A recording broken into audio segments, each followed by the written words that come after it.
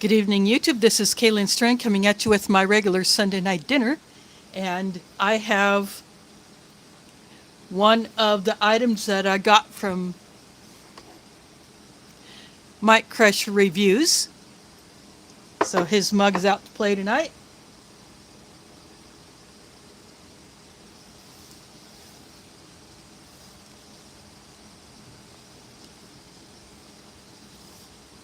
I'm just setting up my tablet to show my stream there with my tablet volume turned down so I can much easier read the chat.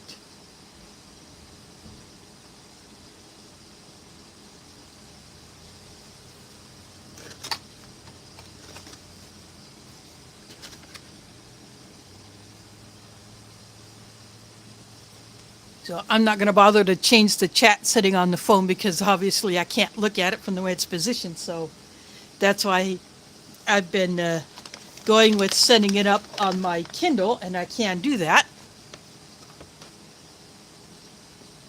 Let's see, Viper, Booger Butt is here. I'm hoping Mike himself will drop in. So what I have here is a Canadian IMP. This is menu 15 chili.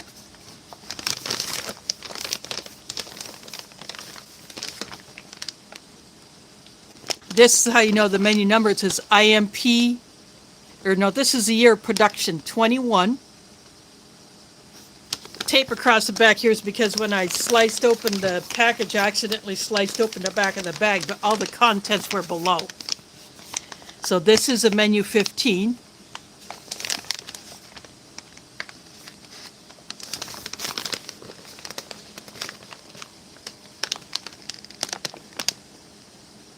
Easiest thing to do is just bend the bag like that, and then that releases this. Some people call it the dog bone because of the shape, but it's just a pull tab.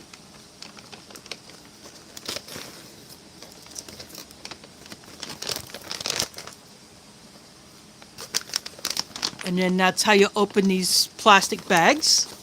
Then the zip seal is closed.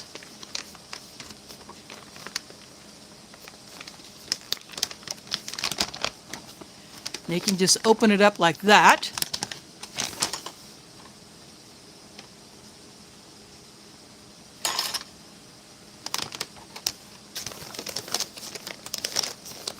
I'm going to just start pulling stuff out of here.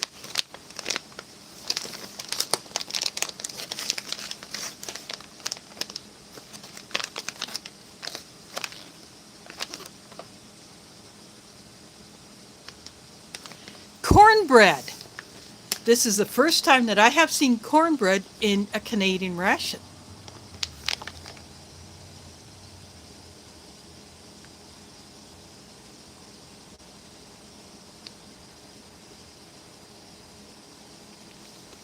So that is the first time for that, so that's pretty cool. Sweet barbecue mix. That's another new item. I hadn't seen that before.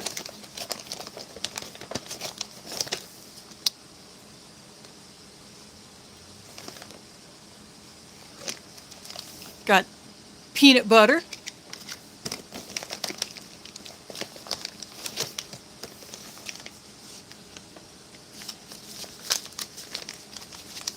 Two fruit punch sports drinks. I'll only be using one.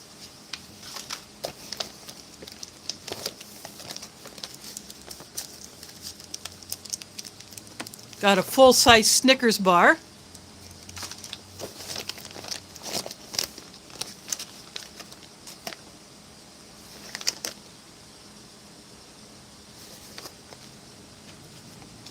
Blackberry jam. That's going to be awesome stuff. Got the Canadian gusseted beverage bag. And the Canadian mint compressed towel.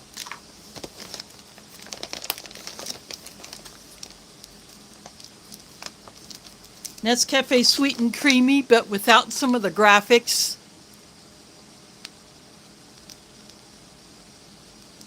So it's just a red and black pack that's going into Mike Pressure's mug.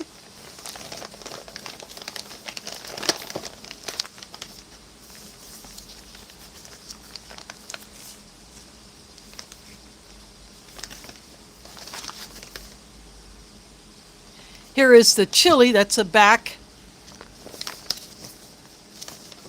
This is the front of the retort pouch.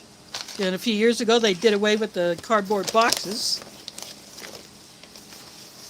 Then we have the Canadian paper towel. Oh, let's see, I got this and that with Matt. Spicy tuna rolls is here. Then we have the Canadian spork.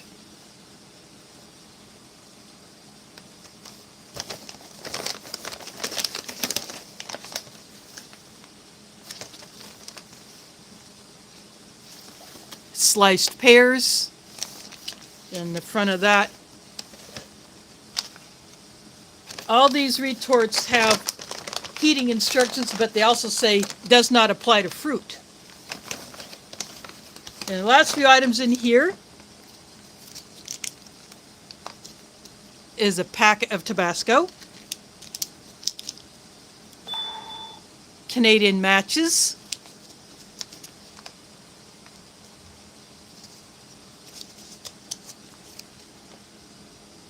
and these have white tips, although I have no idea what the tip color means. And the Tic Tacs. And that is it for the bag.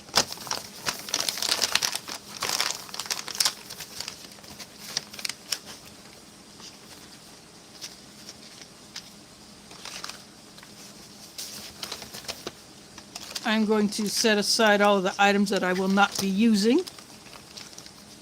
I'm obviously not going to use the beverage bag. I won't be using the spork because I used my titanium one. And only one of the sports drinks.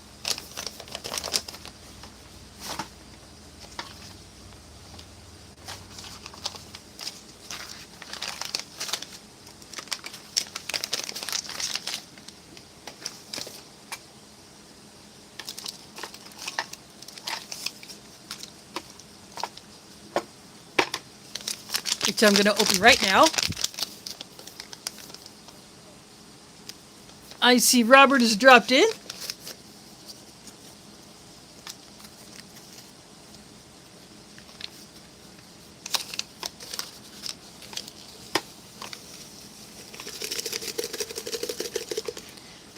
The reason why I do it like this is it keeps the powder cloud down to a bare minimum.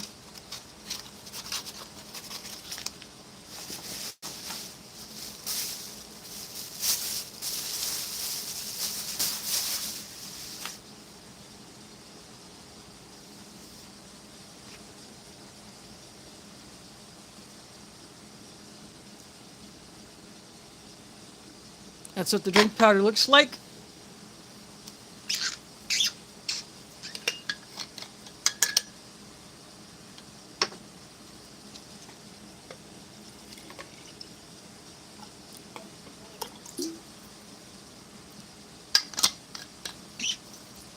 It only calls for 250 mils, or basically a hair over a cup of water for one packet.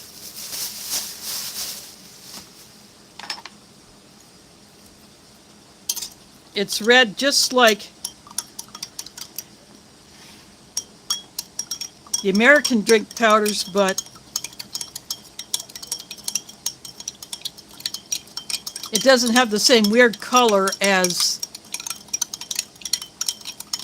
the American Tropical Punch.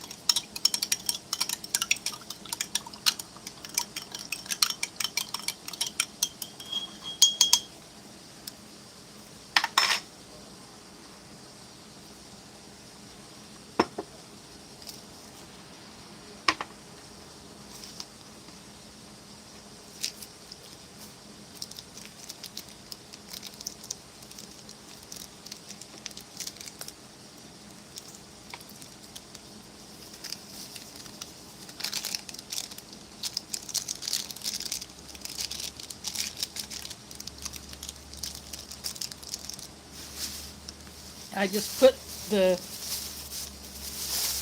coffee into the mic pressure mug.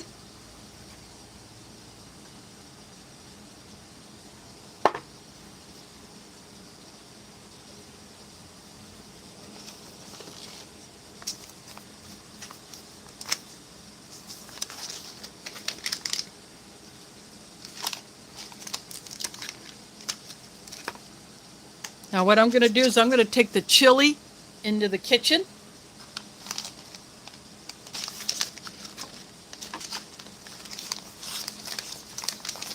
And get that heating up.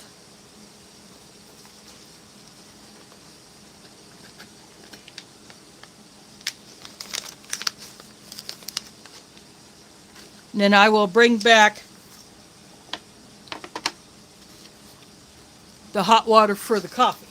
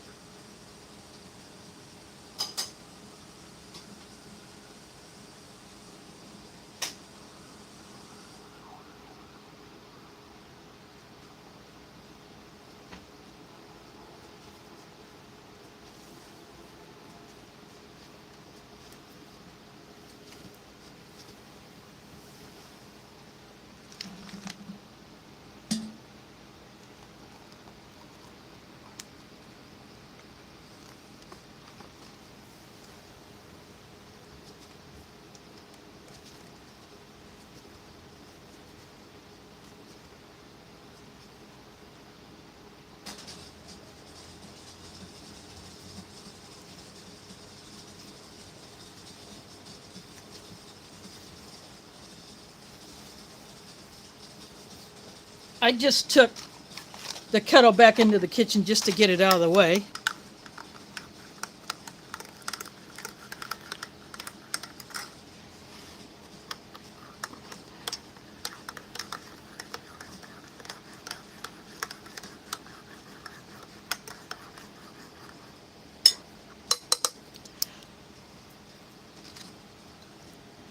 I'll give those another stir later. And there is Mike in the house.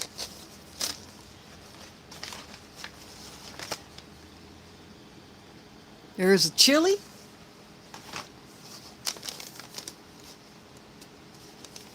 I'm glad you made it in here to see what I got going on.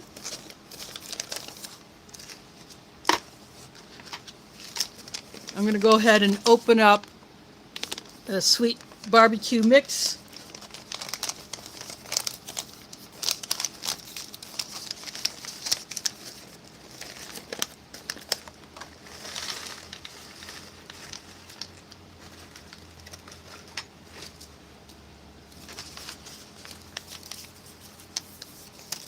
It just barely fit into that section of my tray. Tossing all my trash into a bag off to the right.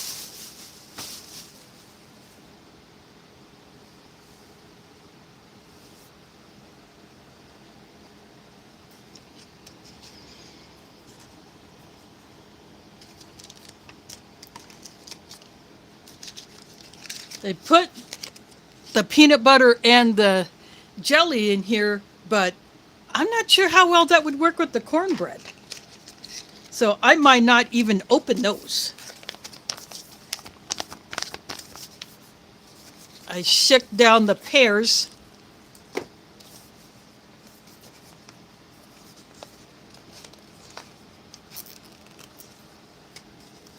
Before opening this up.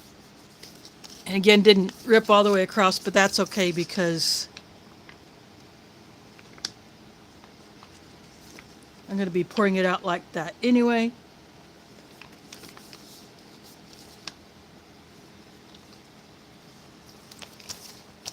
And now it's barely fit as well.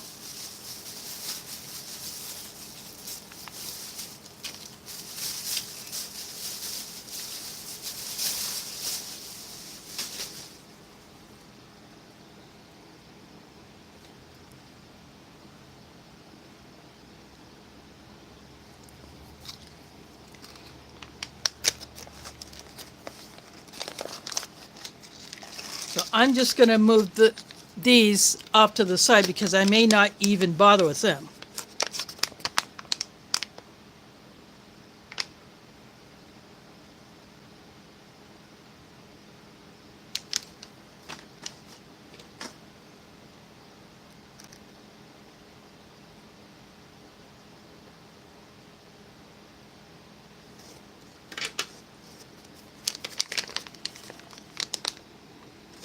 So this is a true Canadian product.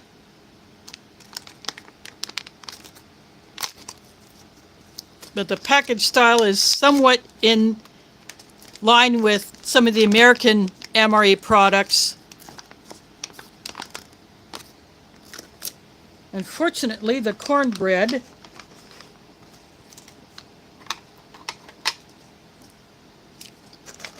took a little bit of a hit.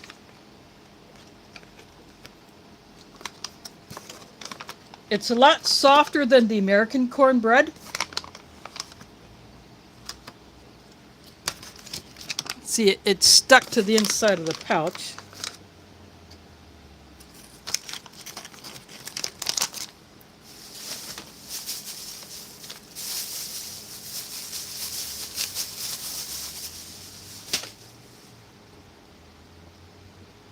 Mama Styles is here. Thanks for dropping in.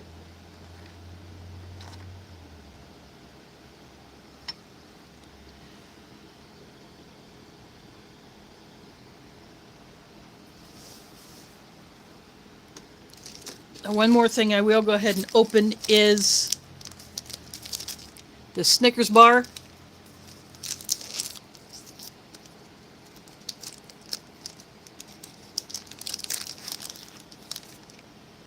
Tiny bit of bloom on it already.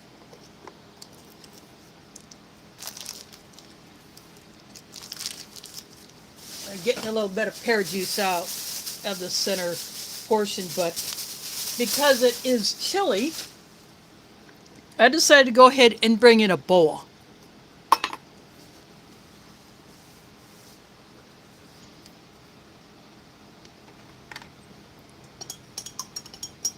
I'm going to give my drinks one more stir.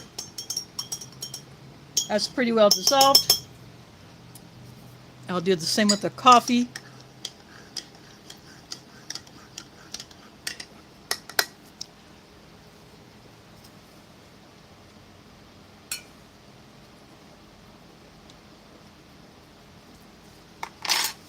Now I will go back into the kitchen and get the chili.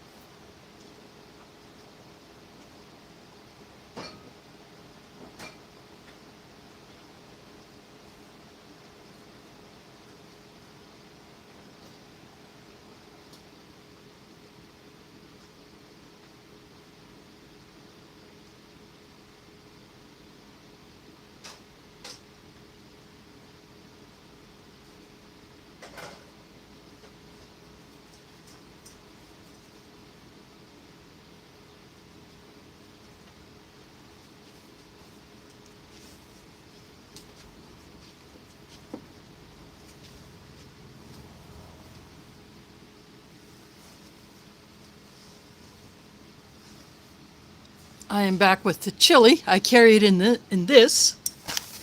Then I have a paper towel that I'm drying it off with. DeCarlos Perry is here. Thanks for dropping in.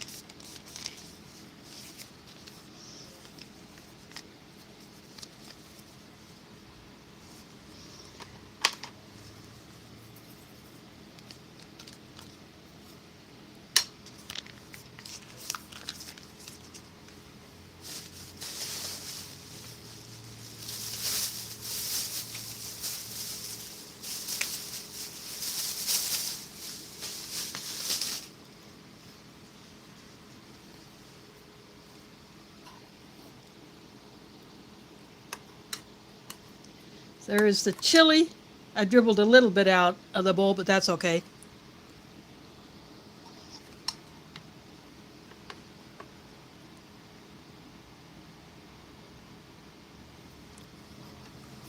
I'm just going to take a bit to look at the chat.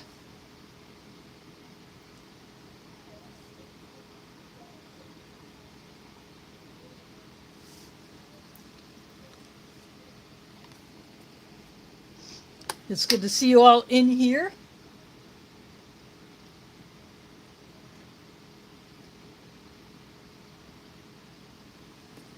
Talking about something that I paid no attention to today.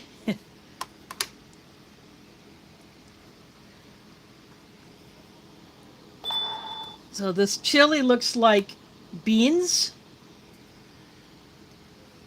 There's a good close-up of the beans, and it's ground beef in a tomato base.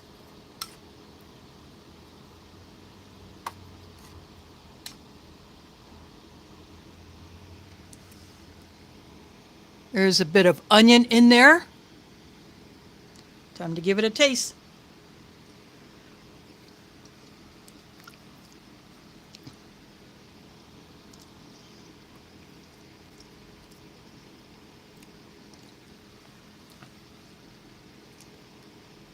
I did not get a bean in that bite, but I'm going to go ahead and take a bite of a bean right now.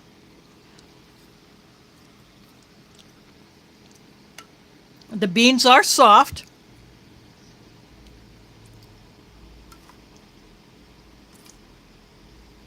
But that's probably typical for a lot of chilies. And some dishes you want a firmer bean, sometimes it's okay if it's a little soft. The ingredients just says red bean.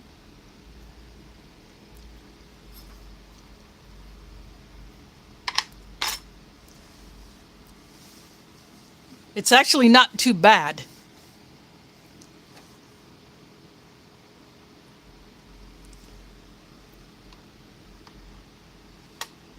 Now, since this cornbread is already broken up, I'm just going to go ahead and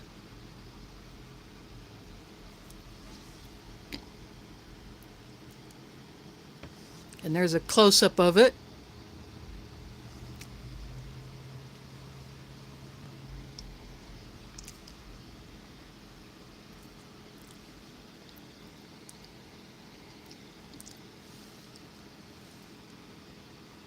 It looks almost like it wasn't quite baked enough.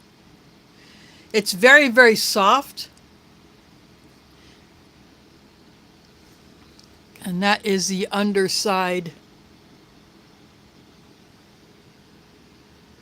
But the flavor is decent.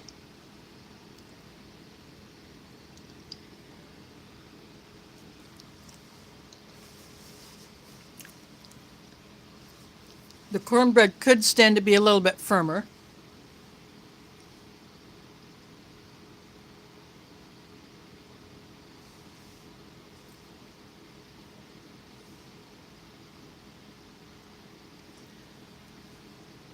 But I'm still going to enjoy eating that.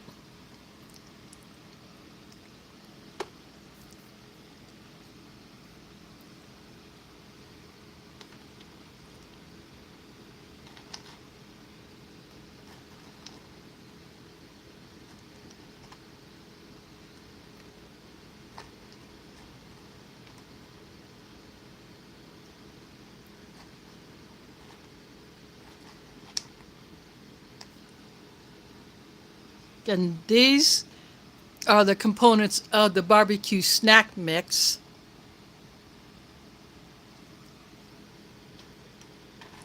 These sesame sticks, and a couple almonds, what look like corn nuts, and then I'm not sure what this is. It looks like something candied. In fact, I'll find out right now.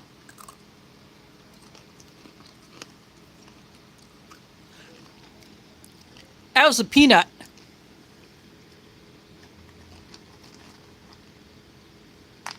I supposed to represent a a honey barbecue.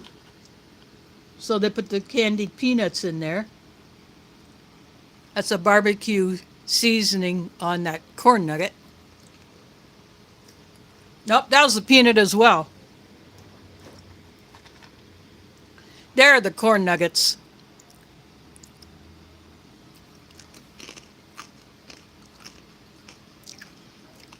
That one tastes like just a regular original flavor corn nut. This one's a little extra toasty. I like them that way.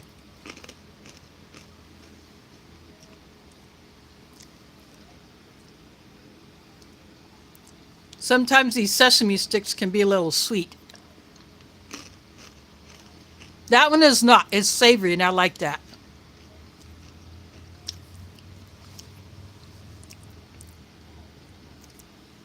I'll try this almond. Nicely roasted.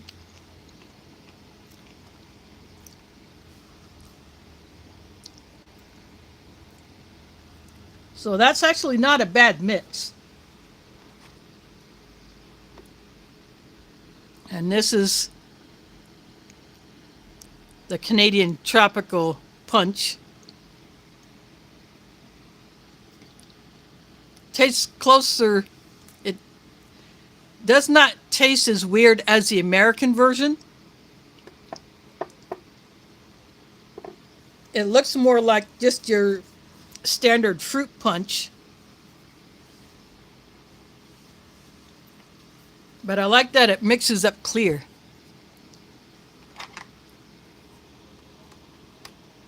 I'm going to go for another bite of the chili.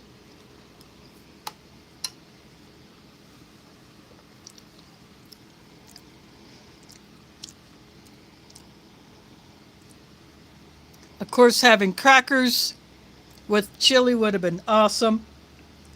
But some people like to have cornbread with their chili. It wouldn't necessarily combine the two, but it's still a good combination.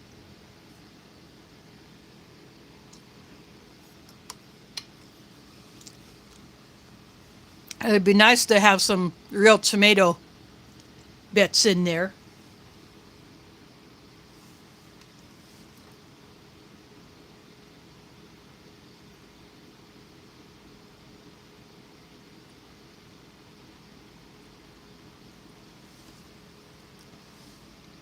It's a good chili nonetheless. Of course, you can never go wrong with the sweet and creamy.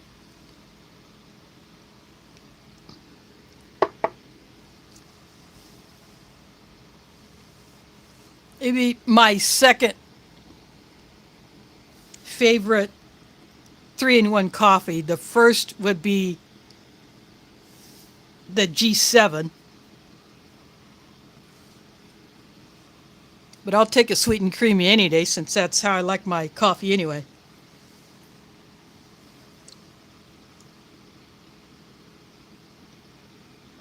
I'll go for another bite of this cornbread.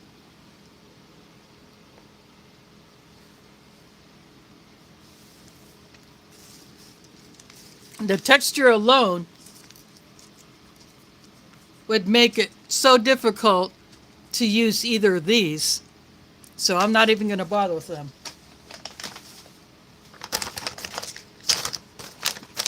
And for those just coming in, Canadian chili on the menu.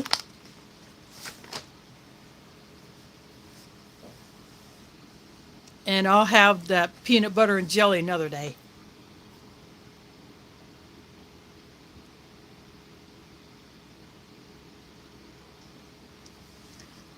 Yeah, exactly.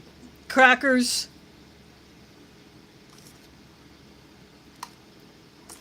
Would be a good one. Unfortunately, only crackers I have here right now that are readily available are my 2 packs of the Polish SR1s and those yolk biscuits, which are going to have to wait for another day.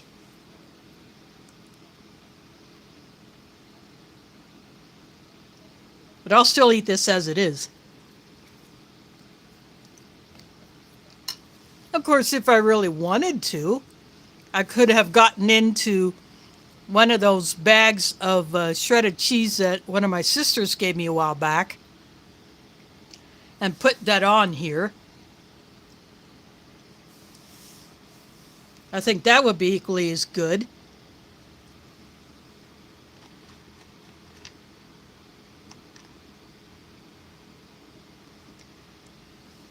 But I will skip that for now.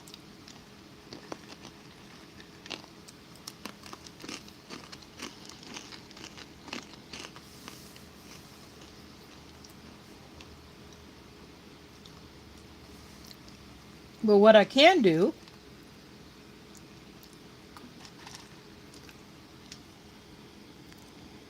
is corn nuts.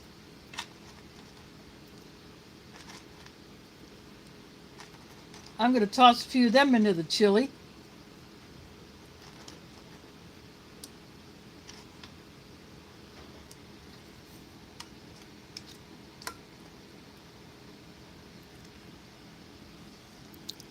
See how that goes.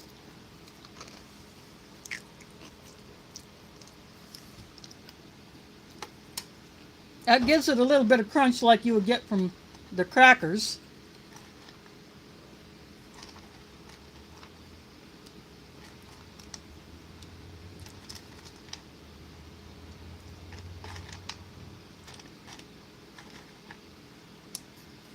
So I'll just throw a few more of those in. Over time they will get soft.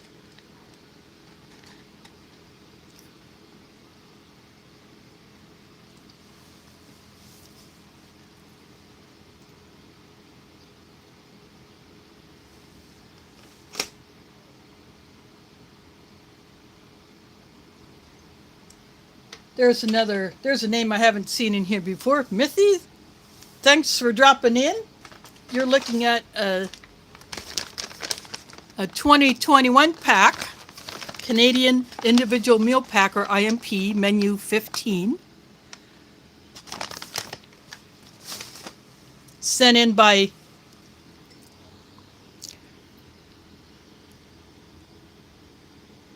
Mike Crasher Reviews.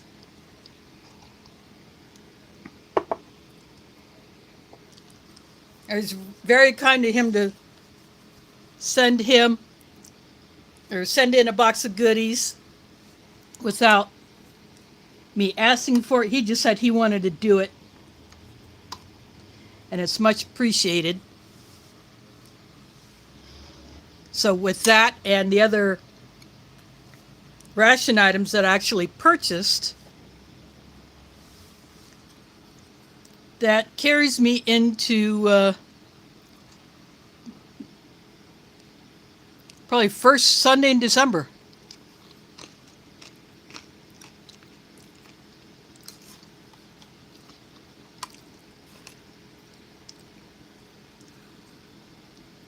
Yeah, I like that with the corn nuggets in there.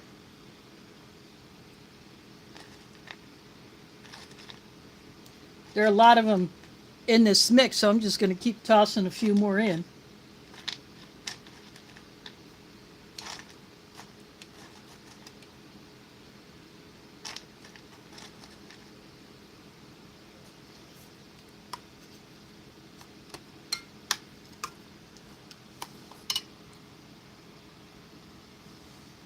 And this cornbread,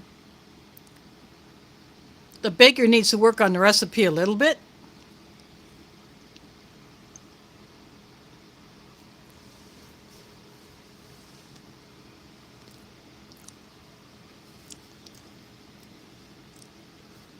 I like my cornbread with a little bit coarser texture and firmer.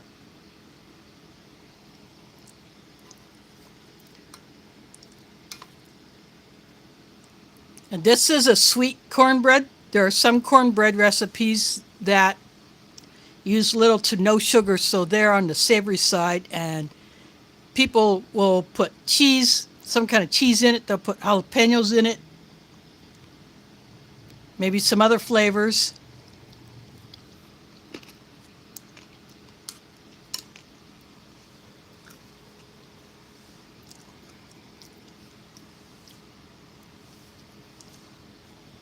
This chili is mildly spiced, and that's probably a good thing for those who can't take a whole lot of heat. And you probably wouldn't want a whole lot of heat anyway, especially if you're a soldier in the field and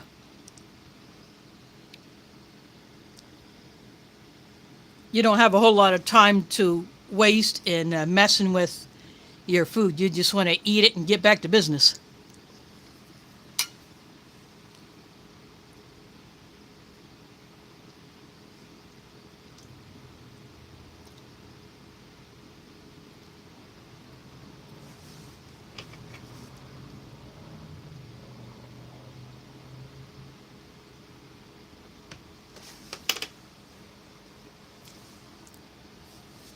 Speaking of the Mountain House eggs, I tried their newest one that does not have any meat in it. It has kind of a Southwest type flavor to it. That's actually really good. I bought two of them. I had actually seen them in Walmart. I bought two of them. So I ate one to try it just on my own. And I still have the other one. So that one, their newest breakfast autumn, the vegetarian eggs, I would definitely go for that one.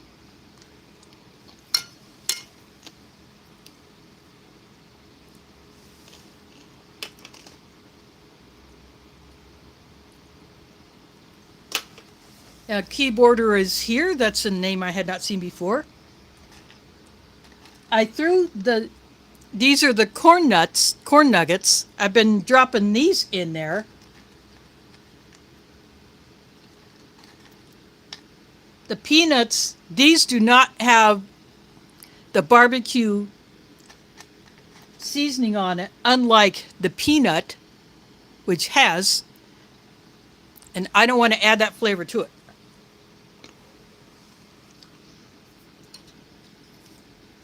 But the corn nuggets, they give it the crunch that you would get with crackers, and because they're harder, they will stay crunchier longer.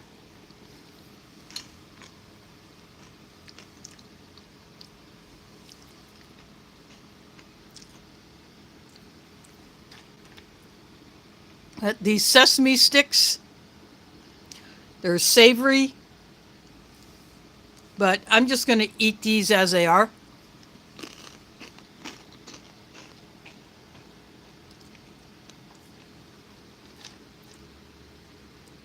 Same with the almonds and the peanuts.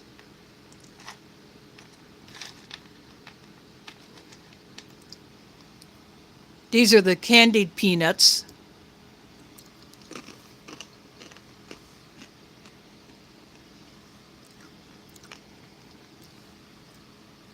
So it's supposed to mimic a sweet barbecue flavor.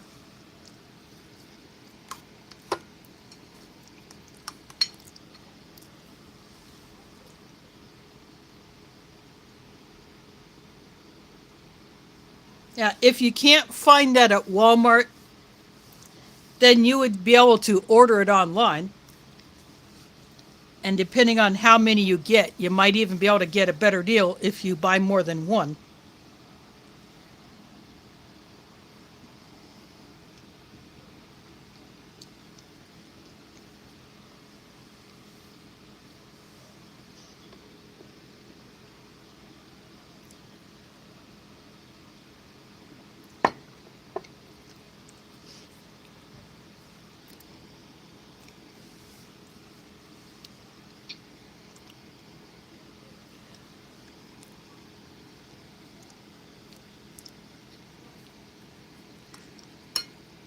I ate another bite of the cornbread and then had a drink of my fruit punch.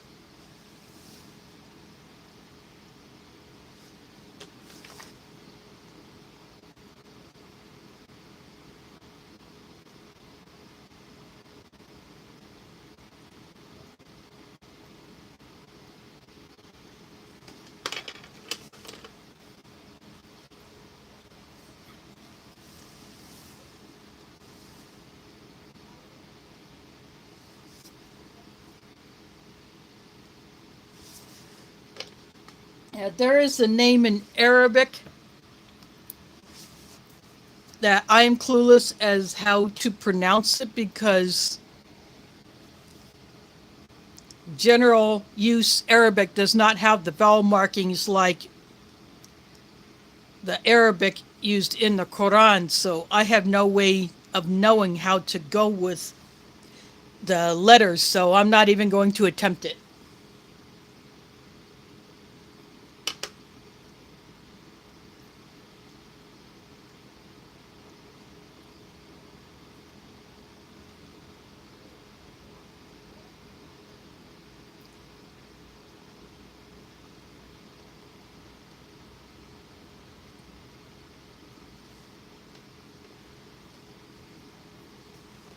I don't think I can restore that comment. I have no idea what that was supposed to say, so I'm not even going to even attempt that one.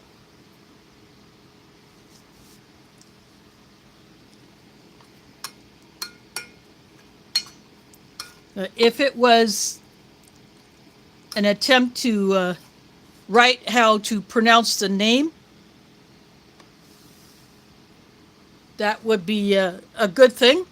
But again, I thank you to those two who have just dropped in. This is a Canadian single meal ration. And what I've done is I put some of the corn nuggets from the barbecue mix into the chili because you don't get crackers in a Canadian ration.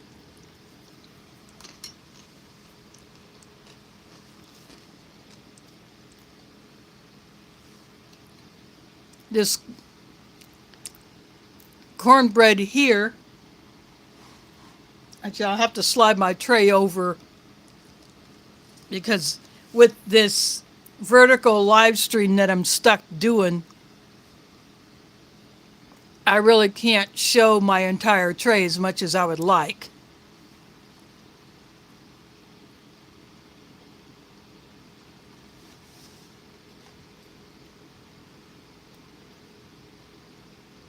I see someone with the KFC chicken logo. No, not prison food. This is Canadian military food. And I rather enjoy this. There is a prison ration in existence, but from what I've seen of it, it is not for the prisoners, it is for the guards who maybe have to transport a prisoner from one place to another. And that is a Russian prison guard ration. That is the only prison-related ration that I have ever heard of. I've never gotten a hold of one. I would love to try that, but I think getting a hold of those now would be very, very difficult at best.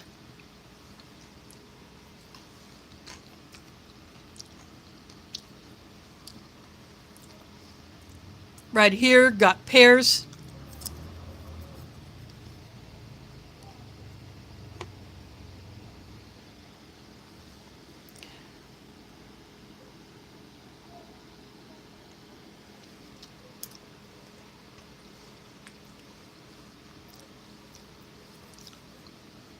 The Canadian pears are a bit firmer than American, but these have been beaten up a bit. But that's okay. I still like the flavor and I like the texture of the pears.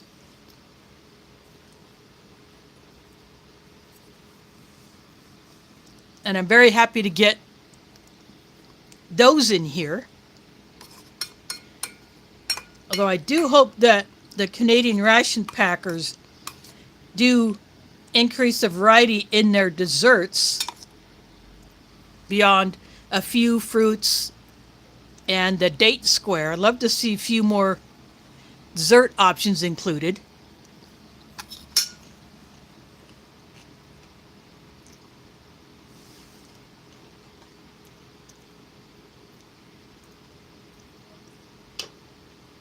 I see buttery biscuits, a name I had not seen in here before. I do welcome all the new viewers. Just ask that you be respectful and courteous to my longtime viewers. And if you have a name that is difficult for me to make out, as in the Arabic name, if you are able to write a way that I could possibly pronounce it, that would be much appreciated. And then another new viewer, Dwight, is here. And this ration is on my tray tonight. This is packed in 2021.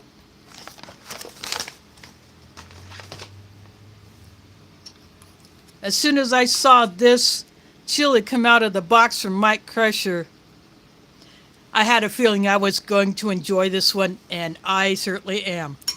Oh, sorry about that. I could not hold that sneeze back. And I was not even going to attempt to try to mute my mic for that. It happens.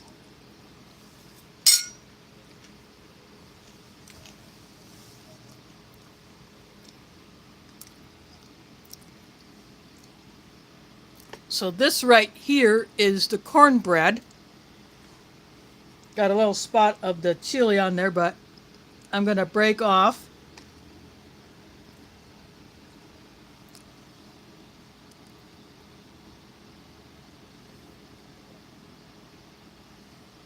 This is very, very soft, very crumbly.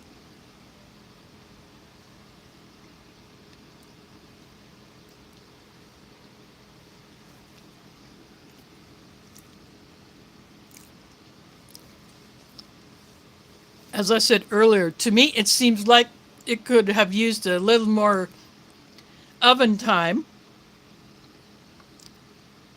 This is a barbecue flavored snack mix with some sweetness on the candied peanuts. Got pears here. This is a sweet and creamy Nescafe. In the MKR mug, Mike Crusher Reviews. In the drinking jar, I have the fruit punch. You get 2 of these drinks in these rations, and then I have a Snickers bar here.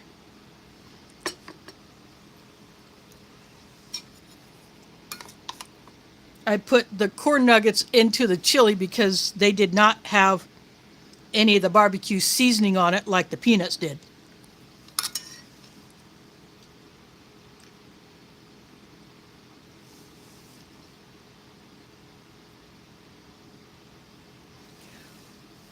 I'm not exactly hidden. This is just the setup that I have to use. And I have my phone mounted high.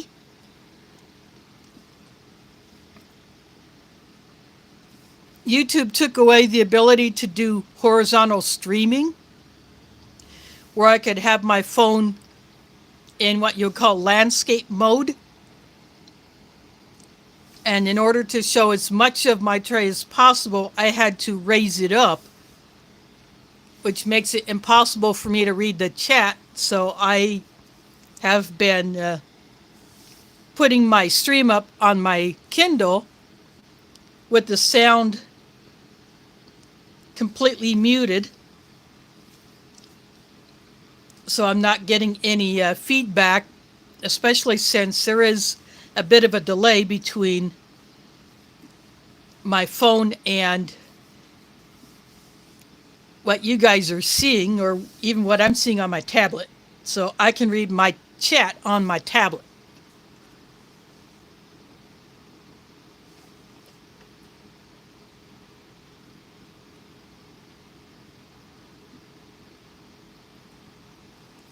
FBI Open Up. That is yet another name I had not seen in here before, so there are some very interesting names in here. I hope you all are enjoying this. I do these reviews every Sunday at 7 p.m. Central, 8 Eastern. That's U.S. time. And so if you're across the pond, well, let's just say it's already Monday morning there.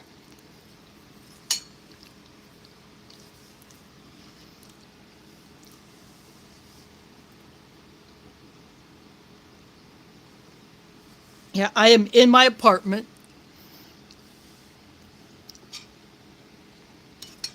In my living room, that's where I do these. I heat the entrees up in a pot on my stove, along with a kettle to boil water for my hot drinks. But if I have a freeze-dried or a dehydrated entree, then I only fire up the kettle so I can have enough water to reconstitute that. And I do have a few of those items in my ration box that I will get to in the near future.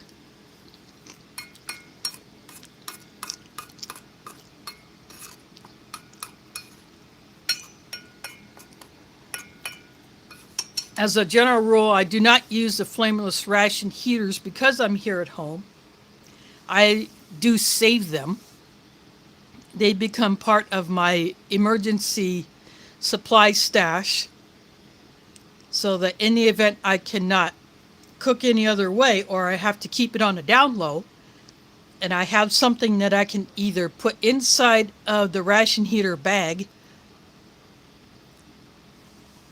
or I could put the heater element inside of a larger bag and then put the item in there to warm it up. I can do that and keep it totally on the down low, and no one would know what I'm doing. So that's why I keep all of my ration heater bags.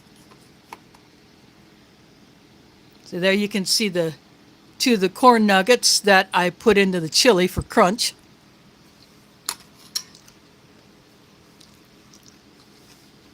Even now they still have a bit of crunch to them, even though they've been sitting in the chili for a while.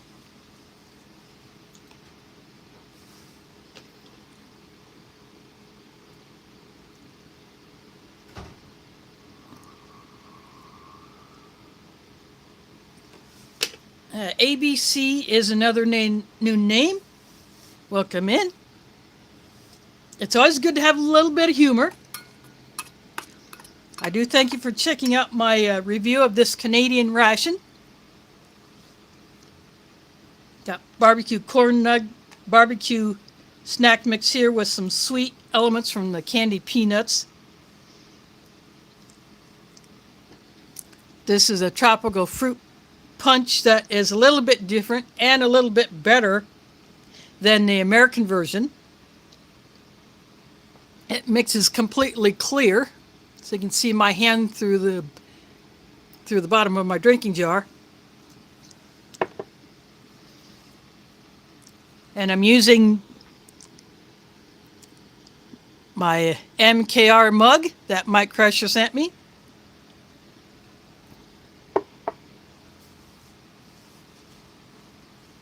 I figured since I'm doing a ration that he sent, his mug should come out to play.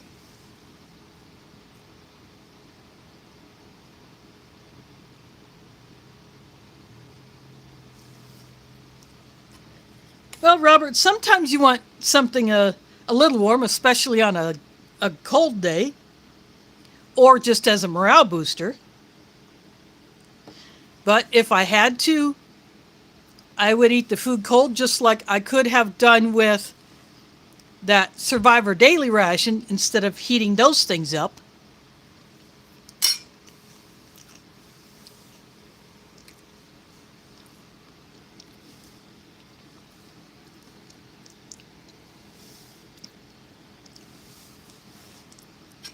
But I actually did enjoy that one, although that was a lot of beans.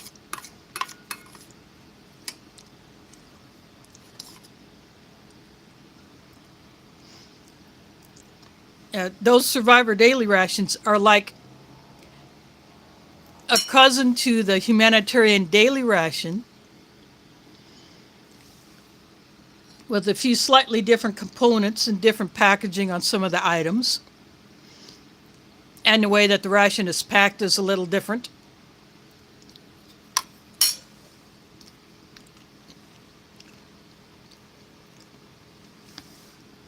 But I'll tell you, that one has seen a lot of eyes since last Sunday.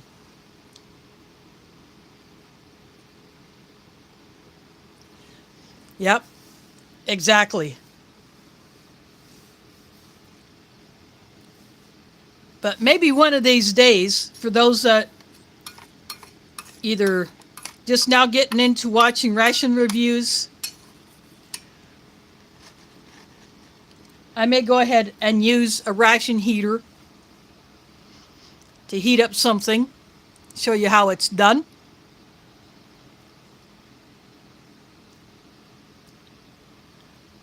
I have a huge stash of them.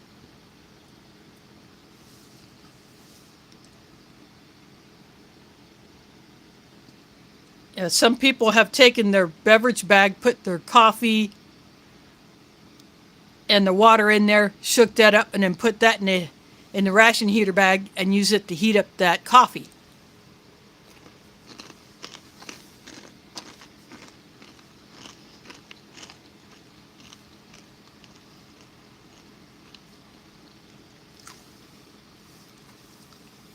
The Amory pizza pouches are a little bit more difficult to get in there because they are as wide as that cornbread pouch that I opened up.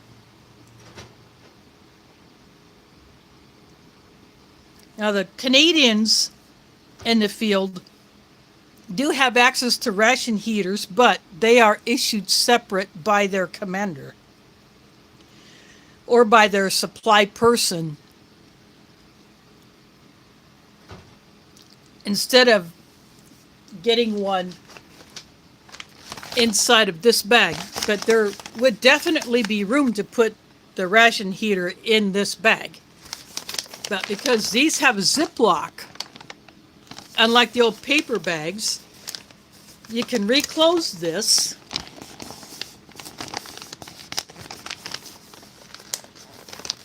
to store unused items in, or to pack out your trash and cut down the odor that might draw unwanted attention from animals or not so friendly humans, or just to keep things a little bit more sanitary. You could use that bag for that. Or if you had water purification tablets and you wanted to treat a couple of liters of water, you could do that in that bag.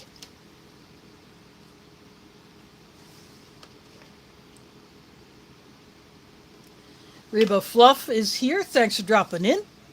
This is a 2021 pack Canadian individual meal pack, or IMP chili. I put some of the corn nuggets from this barbecue snack mix in here.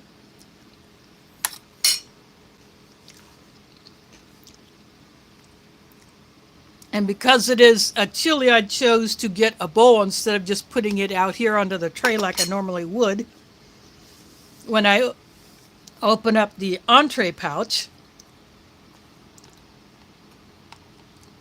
although this cornbread has a good flavor, it's the sweet recipe, but I think they could improve on it, and I hope they do.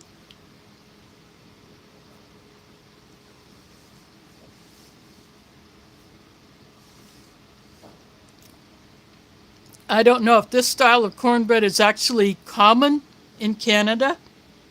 A Canadian viewer would have to comment on this video once the stream goes to archive and you can view it after on a replay. I don't know if there are Canadians in the house tonight.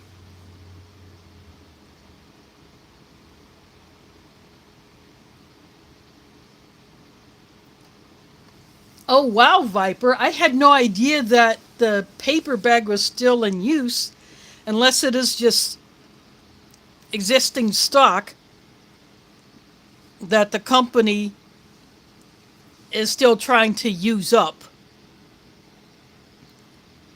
But that would be interesting to see a newer production of the Canadian ration in the paper bag as opposed to the plastic.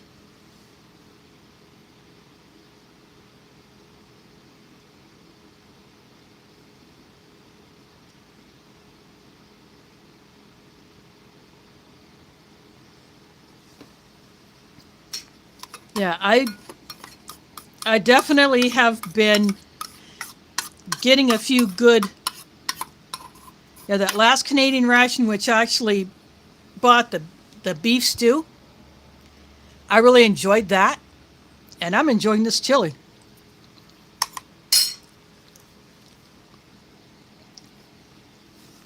I did not add the Tabasco.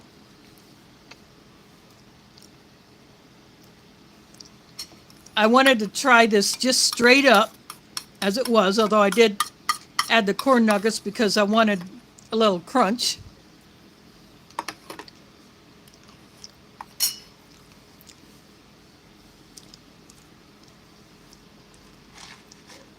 But this barbecue snack mix is very good.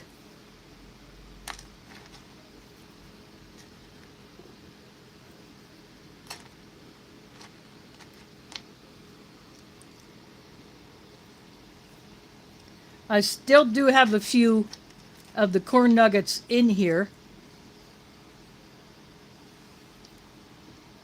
I didn't put them all into the chili.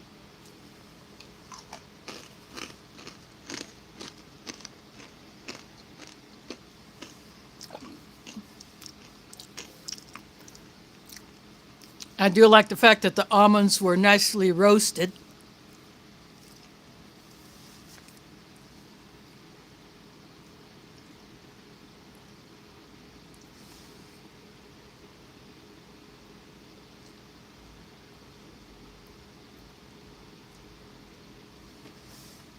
Oh, Viper, I'm sure you will get to that in due time.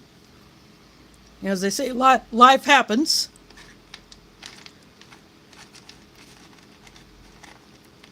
But yeah, this snack mix is a definite plus in these Canadian rations.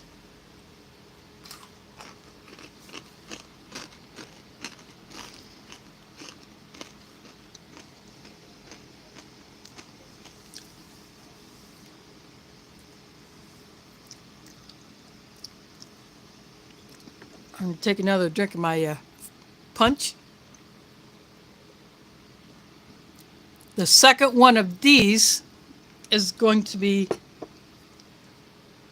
put into my stash and come out another day when I put some loose components together to make a meal.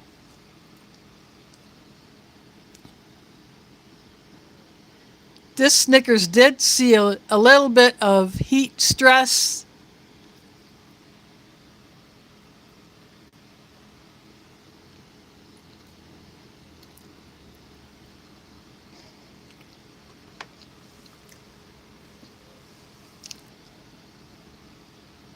And a little bit of pear juice.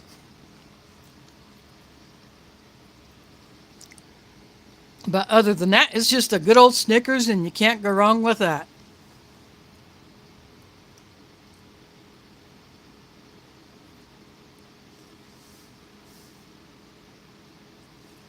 Yeah, shooting the video, and then depending on how much editing you do, you got to eat up some clock doing that.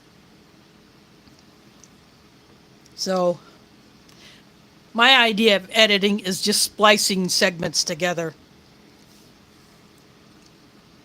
I do not do any of that fancy stuff. I just don't care for it. Not that I don't like it when others do it. I just choose not to. Because to me, it just isn't as simple as I want mine to be. Although I have a bunch of clips still on my phone that I shot for a company that I had a couple of products from.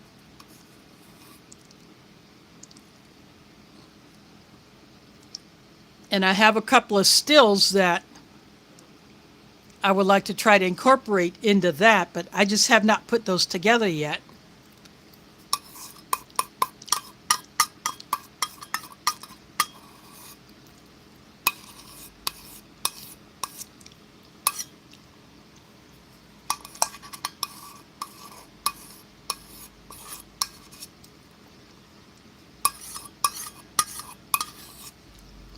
I just finished off the chili.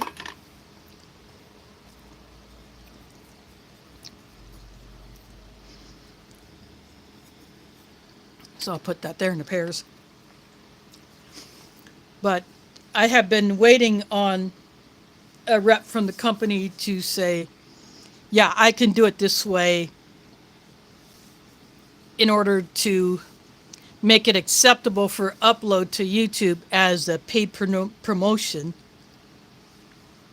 One of the items I won, and actually have videos of my unboxings of the two items. The one that I won on a Facebook giveaway,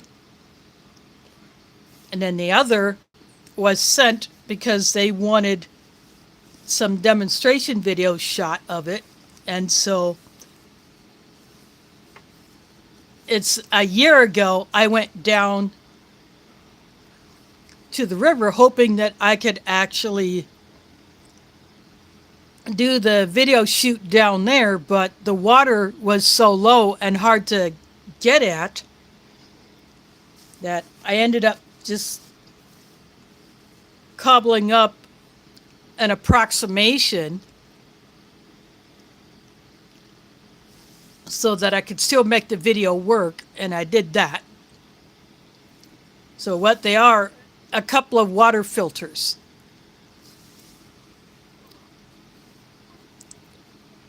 The Membrane Solutions makes the Simpure line of water filters, and then they also have a line of other products like air purifiers and things like that, but I'm referring to the water filters. So the one that I won is the filter straw, which works kind of like a live straw, but yet you can also use it like a Sawyer.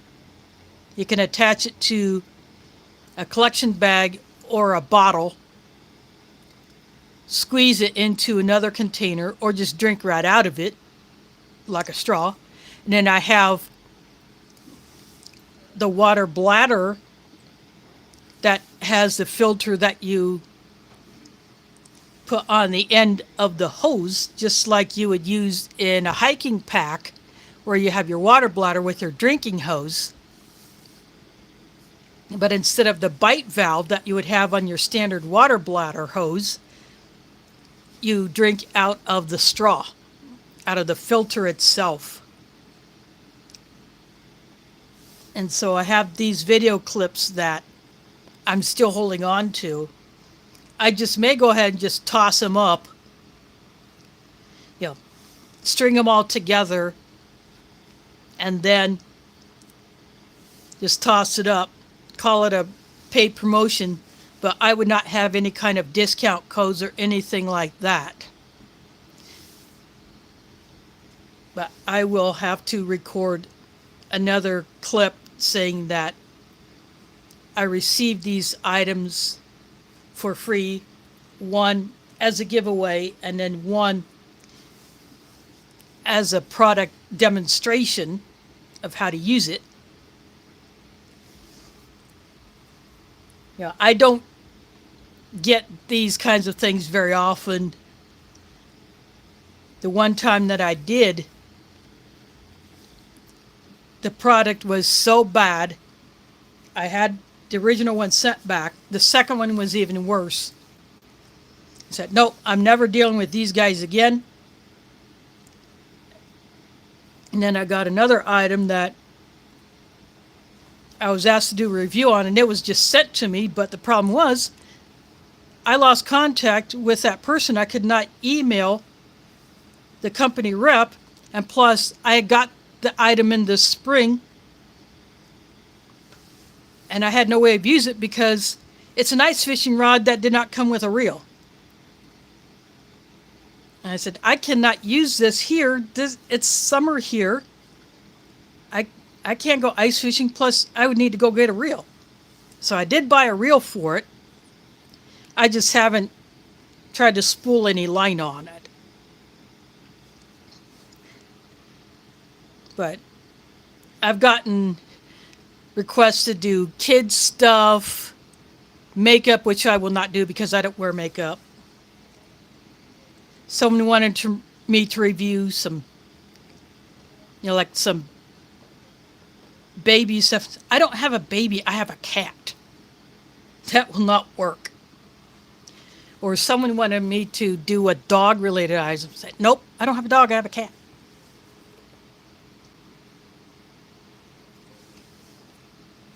Plus, I'm not a very big channel. I don't get a whole lot of that stuff. And if I'm going to review something, it's going to be totally my choice. I get the item myself.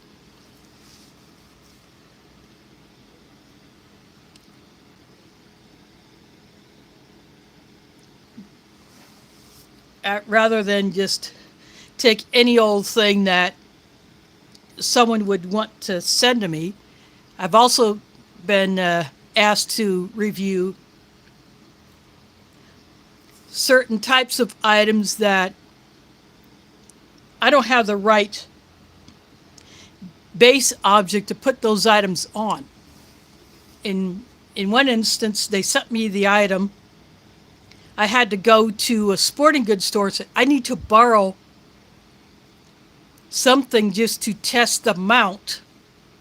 And so I did that fit test right in the store, and then I handed back the item that I borrowed from the store. But I told that person that, I don't have the base item I can use this on. This is just not going to work.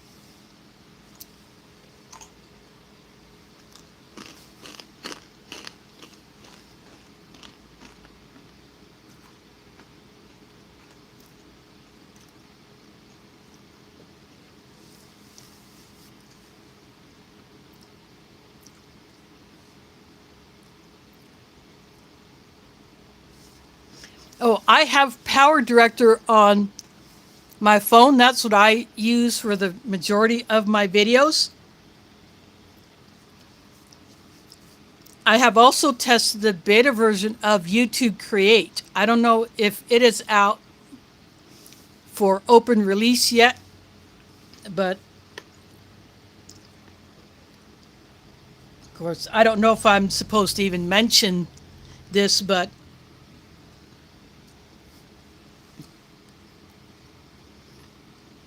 I have used that. On my laptop, I have a program that I downloaded for free called OpenShot. But I used to use that a lot more when I could not process larger amounts of video data on the old phone that I used to stream on. But I still keep the OpenShot on the laptop in case I do have a much larger amount of video data to go through. But again, these are free. I tried a few other editing apps on my phone, but the one just kept bugging up. And it did not have the functionality that Power Director has, so I'm just going to stick with that.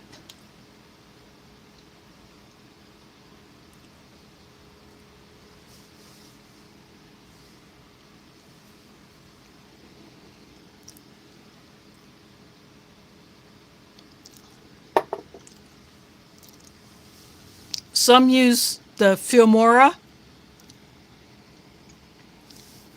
editing apps or programs.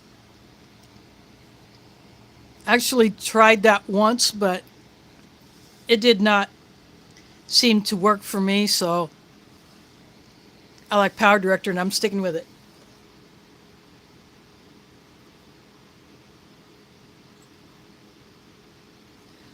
Yeah, I could upgrade to the premium version and get more options, but there are options that I just wouldn't use anyway. So I'm not going to waste the money on something that I'm not going to use. Some of those features that I actually have no interest in using.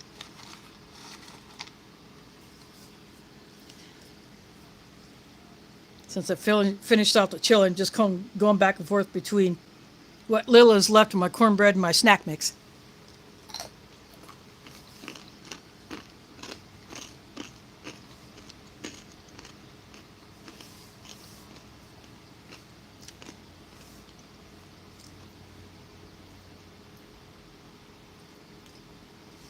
Thanks for dropping in, Mike. Hope to see you another day. Again, thanks for providing such a very cool ration. This is a good one. I definitely recommend this chili.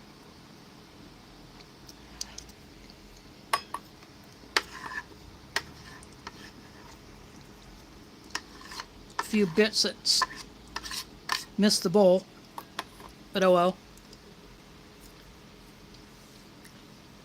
Had a bite of the pears.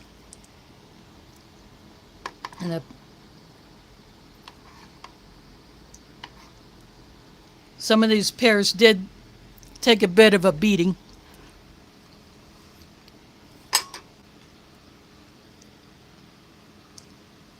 I'm going to move my Snickers to the left side of the tray to keep it out of the pear juice.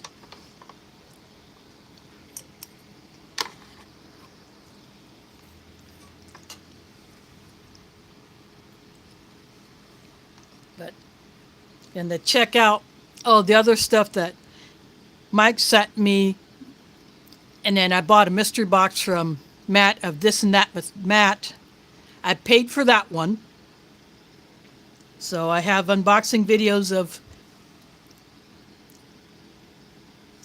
that plus 2 other rations that I got, and then the final ration item was delayed in transit here after it got into the US, but I finally got it and I opened it up. But I ordered that Ukrainian borscht at the same time that I ordered the First Strike ration off of Amazon.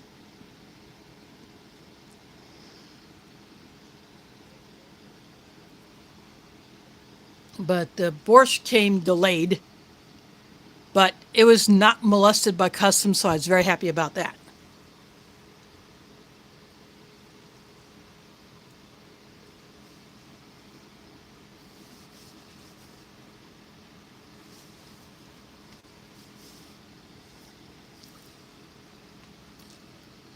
That is a single item.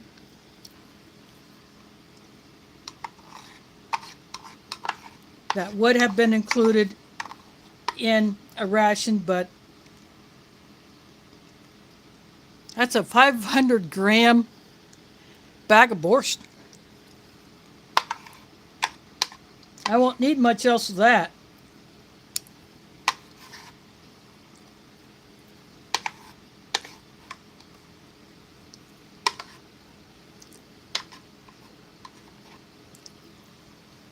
What I might do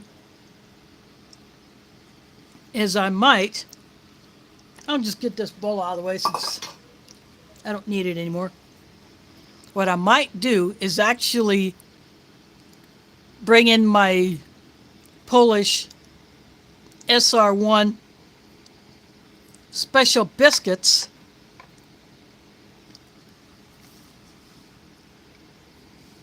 to go along with that. So I think that might be a good combination. LC and Jimmy James are here. Thanks for dropping in.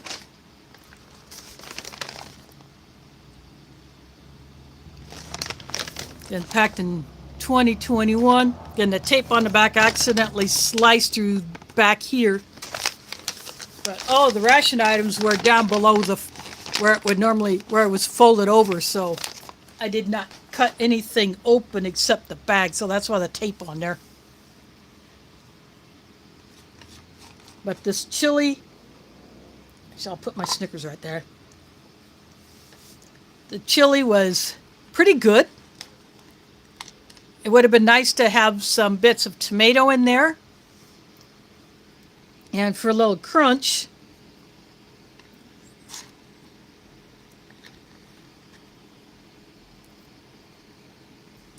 I threw in the corn nuggets, some of them anyway.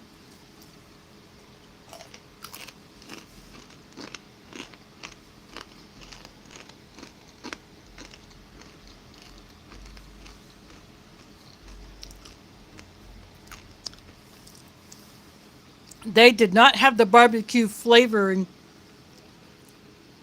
that these peanuts have. So since cornbread came in here, it's very soft, very smooth. It tastes like and feels like it could have stood a little more bake time, but I don't know if that's typical for Canadian cornbread or if the company that made it just needed to bake it a little longer.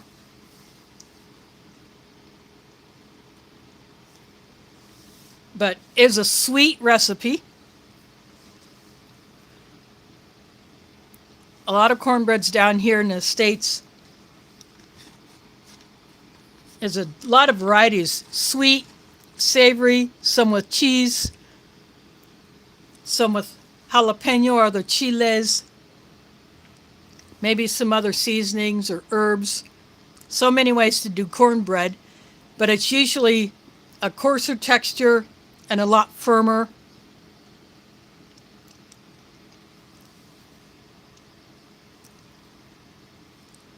So it could have been just the particular one that I opened up. I have no idea.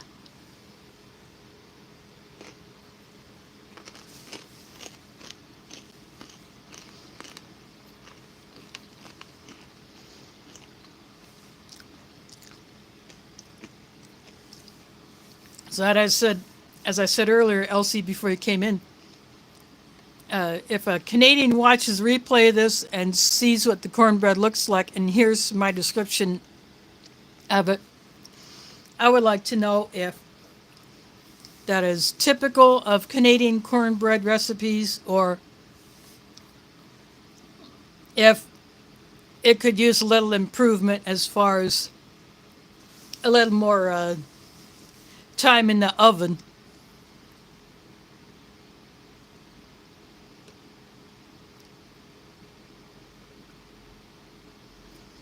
Oh yeah, Elsie, that happens.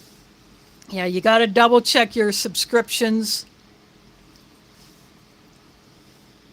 I have been unsubscribed from channels that I watch a lot.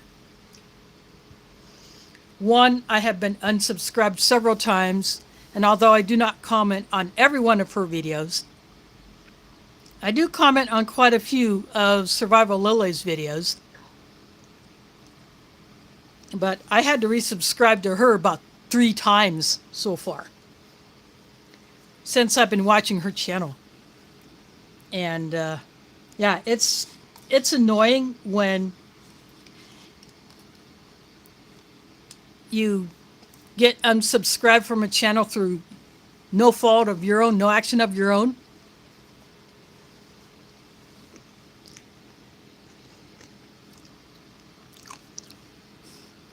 And other YouTubers have said, double check your subscriptions. Make sure you're subscribed.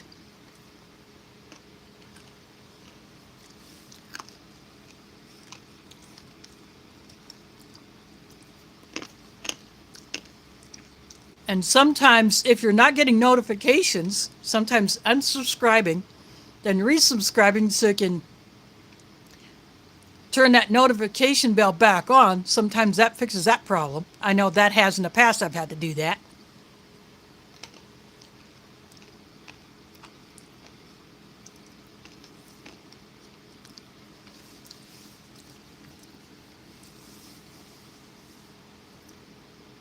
Hooga Homestead is here. Thanks for dropping in. There's not much left of this. Because it was a chili, I chose to put it in a bowl.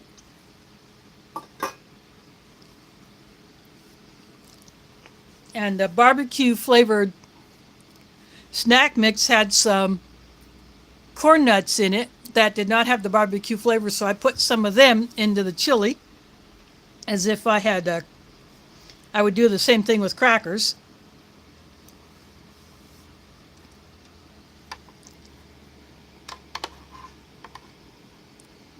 So I've got pears here that look like they've taken a bit of a beating.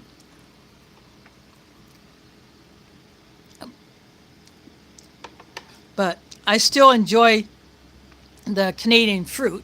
I would like to see more of a variety in the Canadian desserts. That would be nice.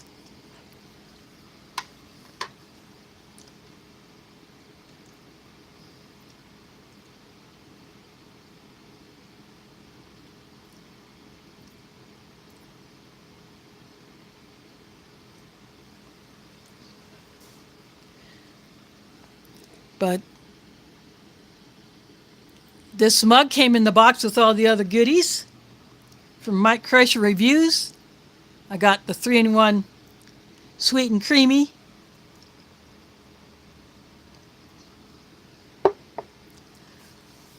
That's my second favorite instant 3-in-1 coffee.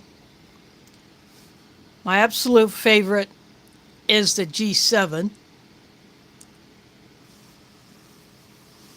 I have the other sports drink in here, the Tropical Punch. You get 2 of these in every Canadian IMP. The other one will come out to play another day. Snickers.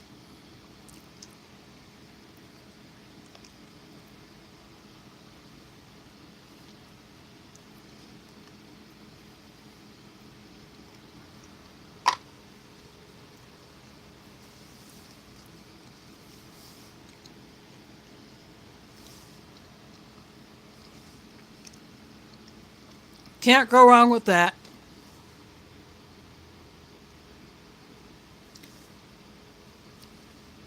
Yeah. I never heard of Tiger as a brand of cooler, but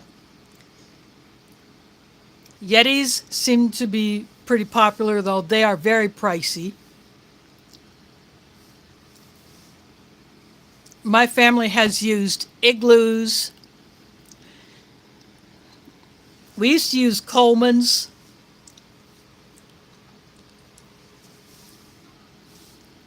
Back in the day when they were metal coolers. And even empty, it takes 2 people to lift that bugger because of the metal, but those things worked very well. But my sisters recently bought a couple of, well, 2 of my sisters, the 2 who live together, they bought new coolers to replace the other ones that they have been using for years. They still have them, but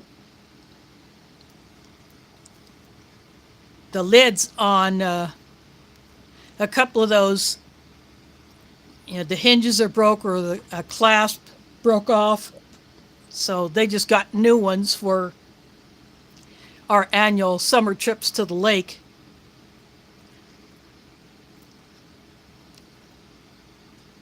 And they have worked out very well.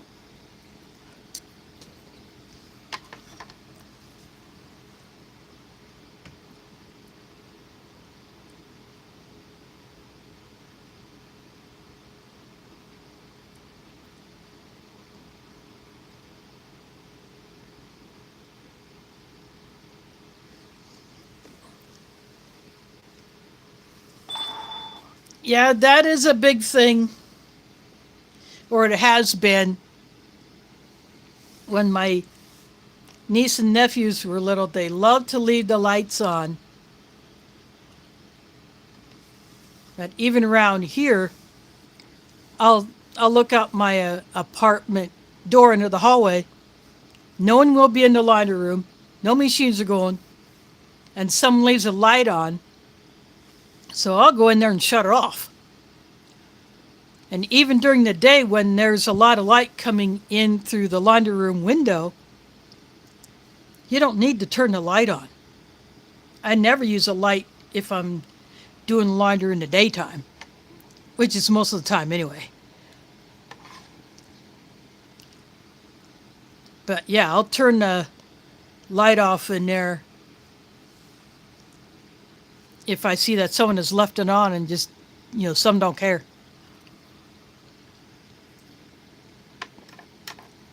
And these are adults. I guess they figure since they don't have to pay for the electricity in the laundry room, they can leave the light on all they want. Well, they pay for it in an indirect way with their rent.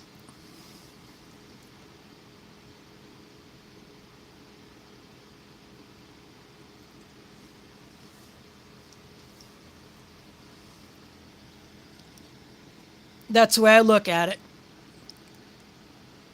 It's respectful. And to me, you shut the lights off when you're done. To me, that's a sign that, yep, no one's in there. It's all the machines are available for use.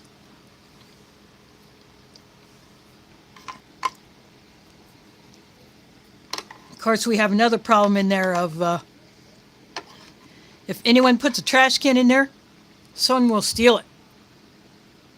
So we've been hanging bags on the cabinet door or on the drawer above. And there's a counter, like a regular kitchen counter with cabinets underneath it. And we'll just hang a big old garbage bag on that drawer or on the door itself if it's not tall enough to be hung from the drawer. But it's up to us to put the trash bags in there. Even with the trash bag in there, people still leave their crap on the floor.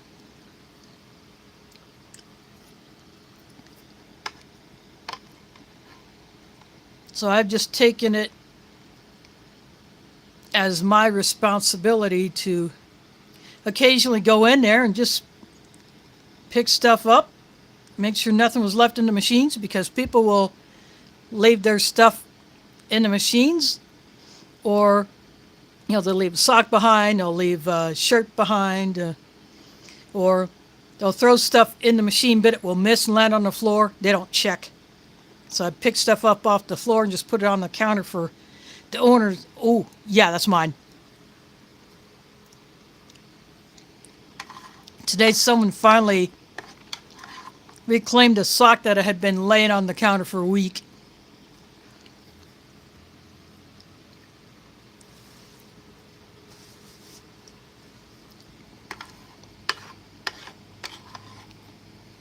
Unfortunately, that's how some people are.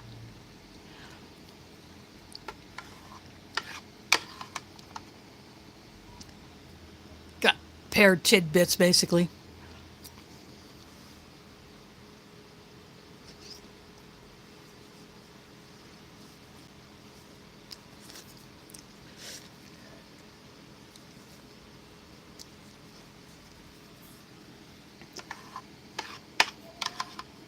Sometimes the pears in these IMPs have been a bit firmer. I think the ones in here just got beat up a bit.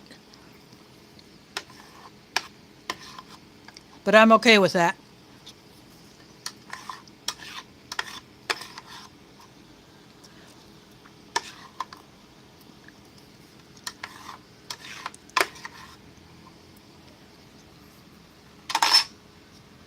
So all I have left is my Snickers bar.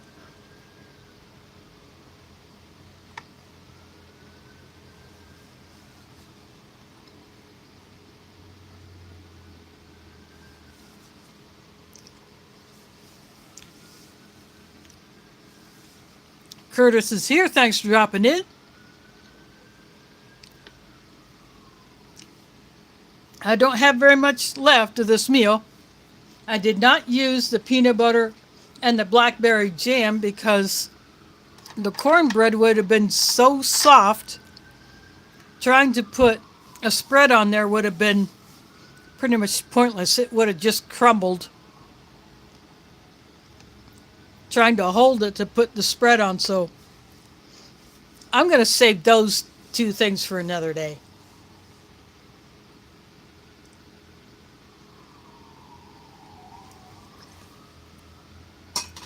But because it was chilly, I decided to put it in a bowl instead of just directly onto the tray.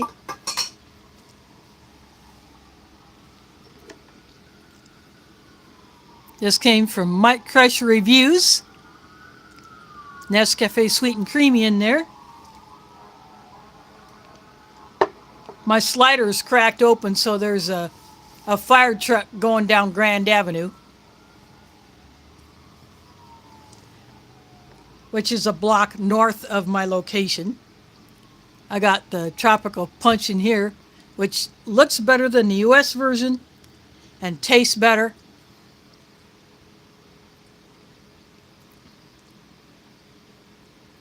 It does not have that funky, oily crap that the American tropical punch has. I really hope that stuff gets cut out of there because I'm getting annoyed with it.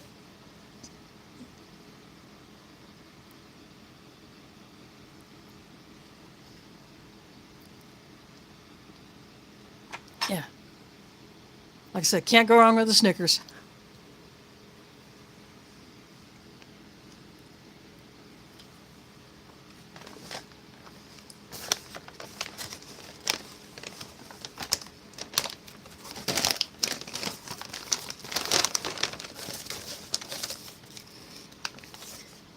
I guess it just says fruit punch. So this is the second one. This will make an appearance another day.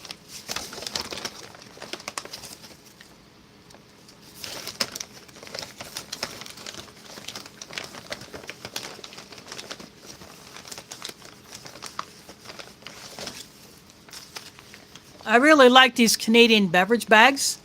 They're gusseted at the bottom. They're stronger than the US version.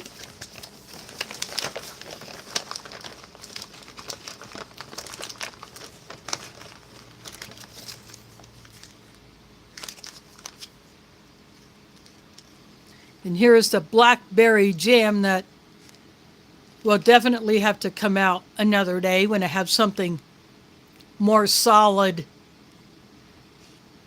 to put this on.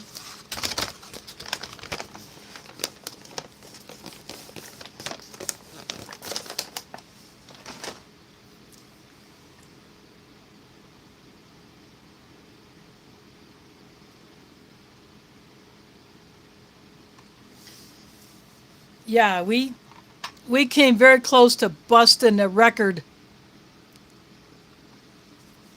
high for today. Yesterday, I had almost considered turning my air conditioner back on.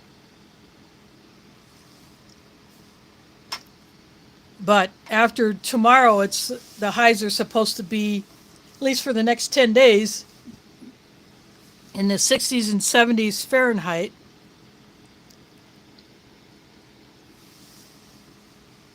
So probably between 18 or maybe 16, maybe 21, 22 Celsius for the highs. And so that will definitely be wonderful weather here. And of course, the lows in the 40s and 50s Fahrenheit. And inside my apartment, even though it faces north,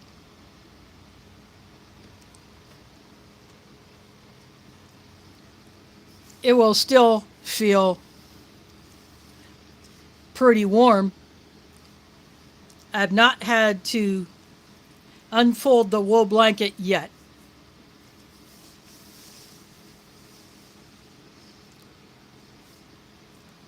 but I have kept it at the foot of the bed because sometimes Pumpkin will want to sleep on it, even if I'm not using it at night. She may want to lay on it and sleep during the day.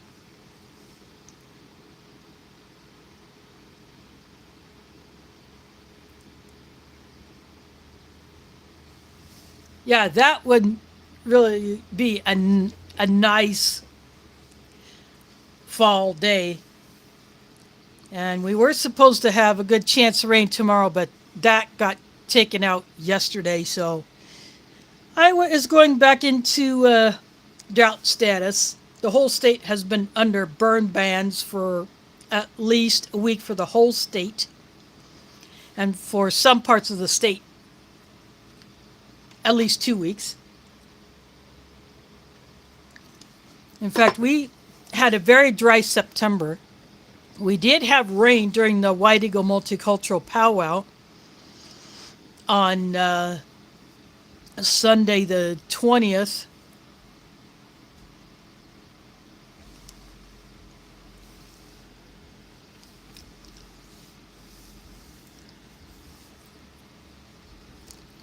But the rain, there was more wind than rain, really. We had some canopies partially collapsed. But as people were getting up, coming out for breakfast Sunday morning, before the attendees came, I was telling the guys that got canopies down, they're going to need some people to get them back up. And one of the wood posts of one of them literally snapped, so that one had to be replaced. But that still didn't ruin our fun. We got everything done. You know, the kids were helping me chase down papers and craft feathers and things like that the wind was blowing around. So, yeah, there's some kids who just went after it and helped me and my partner keep things relatively picked up.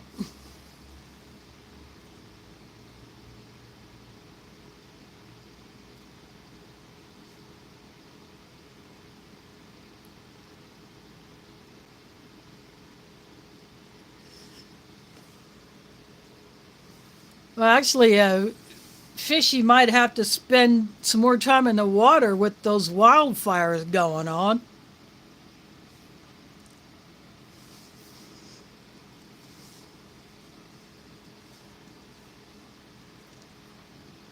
Yeah, I hope you're still not in danger of getting cooked over there. Because some of those fires are still not out.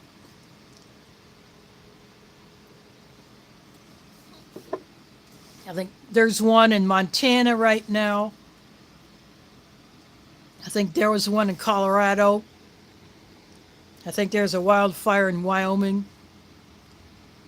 Yeah, because it has been warm and dry here with, a few cool days, but no rain, we could have a potential wildfire go nuts here, especially in dried out fields, in just open grassland, as well as the forest. We have a lot of pines and firs and cedars and other conifers here in the state that, if someone does something stupid or just spark goes in the wrong place at the wrong time, it wouldn't take much for that to get lit.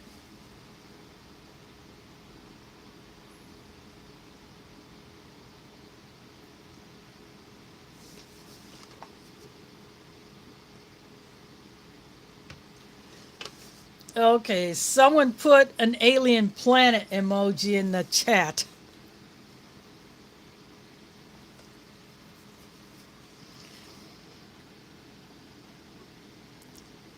Yeah, I don't know if that particular planet has water that's suitable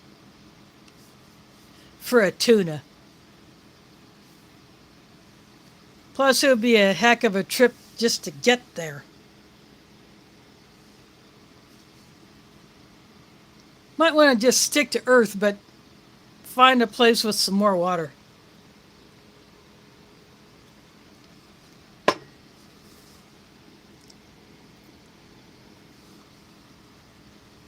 But I wouldn't go near Cuba or the Bahamas right now because there's a hurricane brewing down there. And it's already done some damage to Cuba.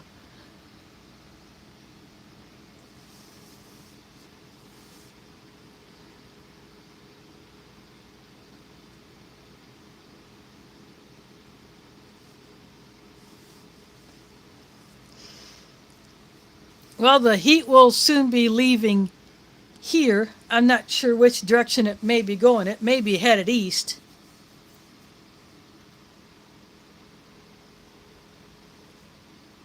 But I have no way of knowing where it's going. I haven't looked at any weather models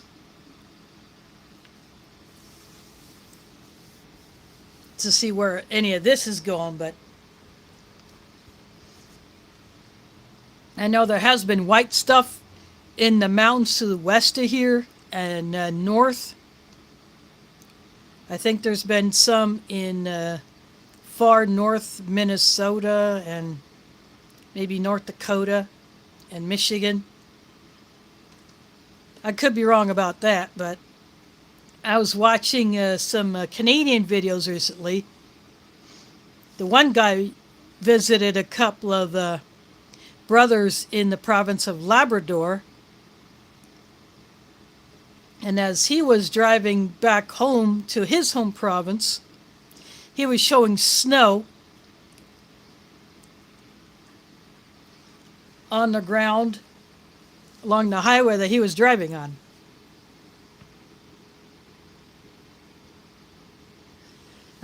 No, this particular channel, his name is Jay Leger or Leger, Legere is how the last name is spelled. But he puts up a cabin-style tent on an island that he has the right to use or is owner of, and when the lake freezes over, then he drives a snowmobile to it, and then he sets up this cabin tent and then just leaves it there. But he also bought a cabin that he is in the process of renovating, and he's building a few other structures on, like he built a woodshed and an outhouse.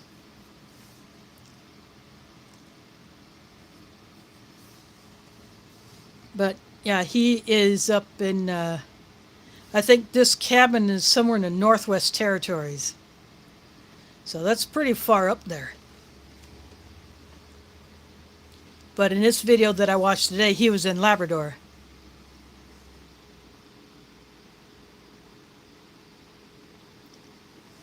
Oh, okay.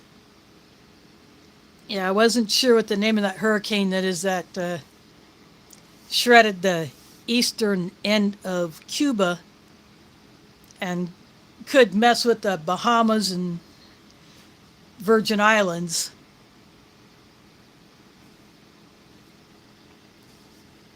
From the one path that I did see earlier today. Yeah, I would not want to be there right now.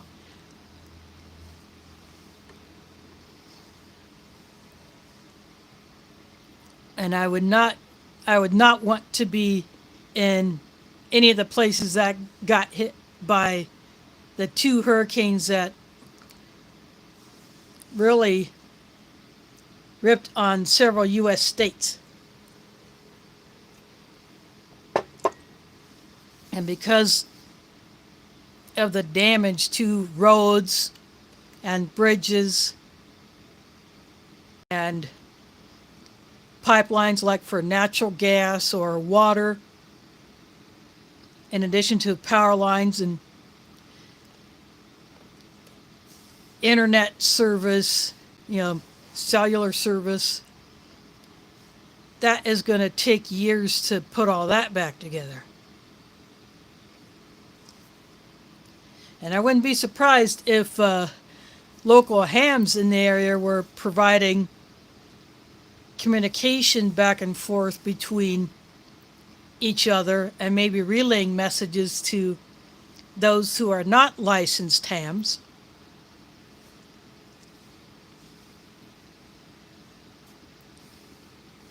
Some YouTubers have just now gotten their internet back. The Outdoor Gear Review, he showed damage to his property and his dad's property, which is adjacent to his.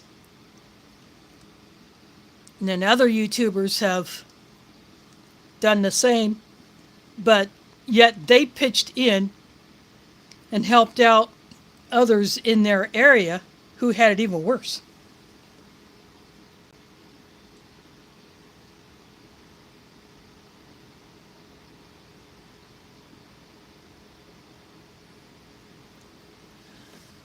Wow, that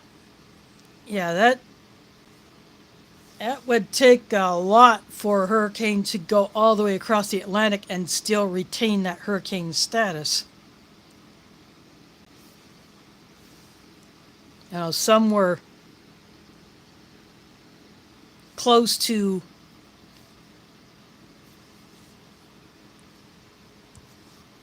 England and Spain and that part of Europe.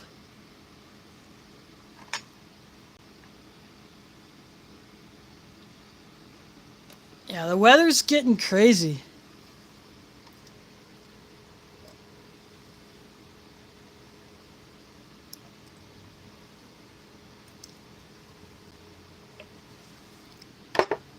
And that's why it's even more important to prepare.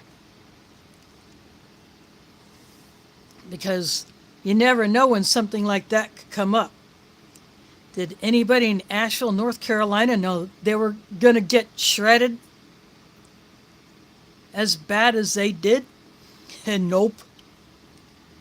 That one was almost a surprise with the way that hurricane went.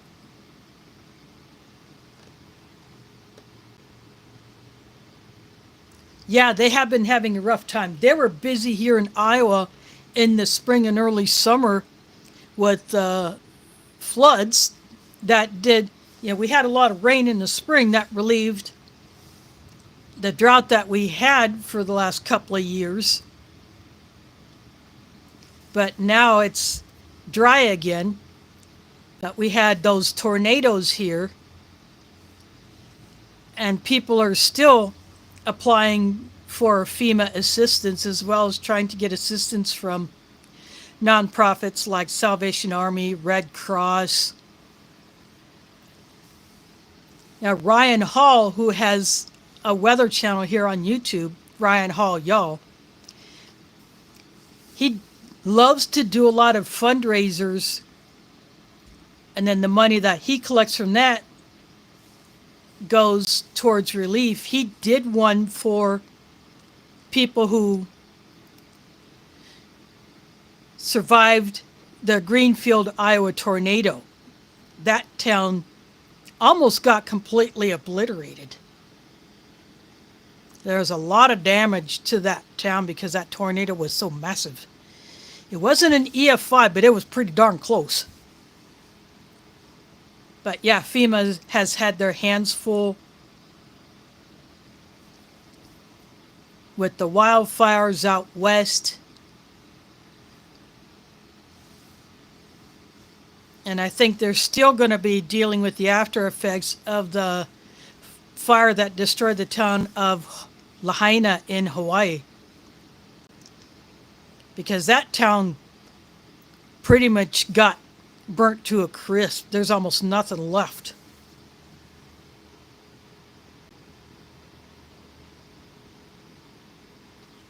Yeah, and because the Congress had taken a recess, which, in my opinion, and the opinion of some other YouTubers, they should not have done. You know, they knew that we had these disasters. They could have come back to D.C., passed a supplemental spending bill for FEMA to take on more relief operations, because if nothing is done, they're going to run out of money before the new, the new members of Congress take office in January after this year's election.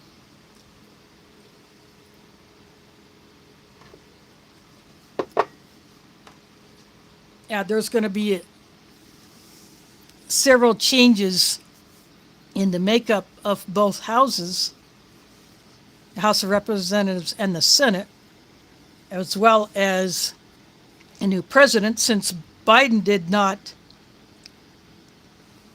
stay in the race. That's why Kamala Harris, his vice president,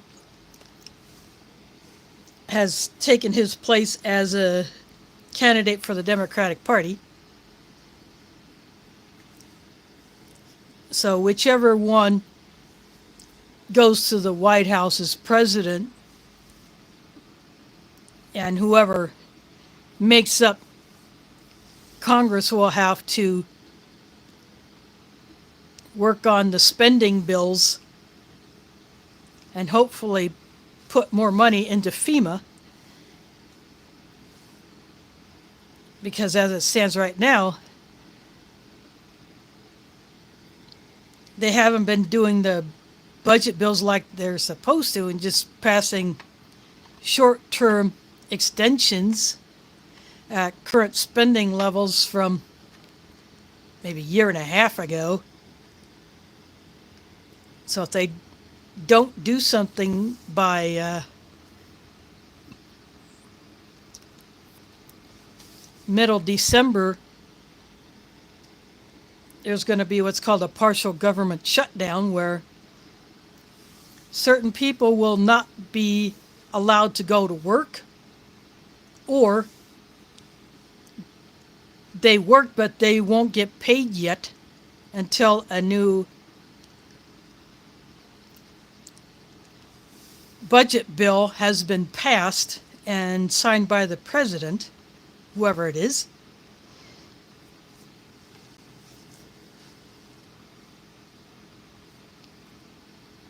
My sister, who works for the TSA, or Transportation Safety Administration, which is under the Department of Homeland Security, because she is in a personal management position, she would get furloughed and would not go to work unless she has to fill in as a security screener at the airport. Then she would work but not get paid until the next budget bill passes and gets signed into law.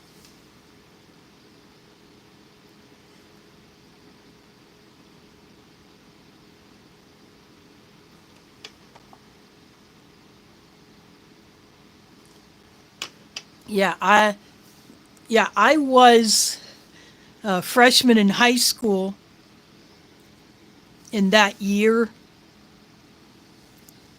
Depending on what time of the year it was, it could have been, if it was a spring of 80, I still could have been in 8th grade. If it was a fall of 80, I would have been,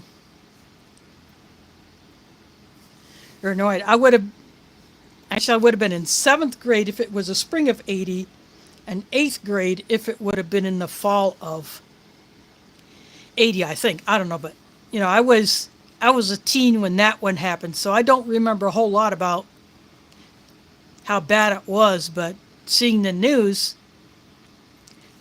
You know, I did hear that that one was a really nasty one.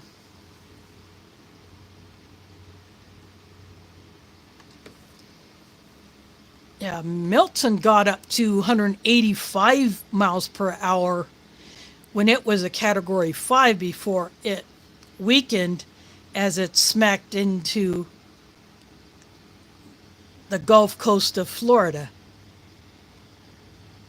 So it could have been almost as bad as that one back in 1980.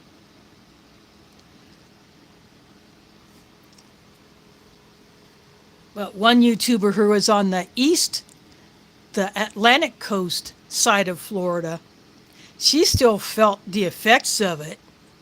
A lot of rain, a lot of wind, and I think she lost power for a short amount of time. Not as long of a power outage as those on the opposite side of the state. But I think this is hopefully going to be a wake-up call for more people to get prepared to deal with it, even if you have to evacuate. Because, back in 93, I did just that. I was living in a different apartment, and although I was high up in the building,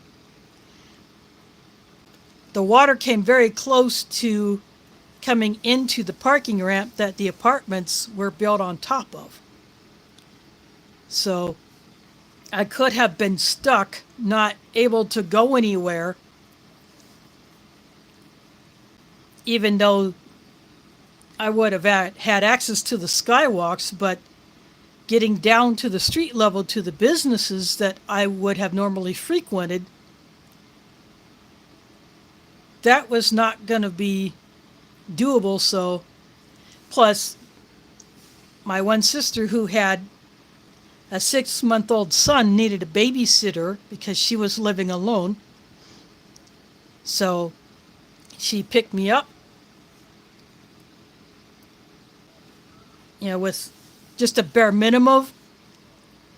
She said 2 days worth of clothes. I ended up staying with her from 2 weeks. So every 2 or 3 days, she was adding one of my outfits to the laundry that she was doing. But I was able to babysit her son while she was at her workplace cleaning out the crap that the flood had left behind.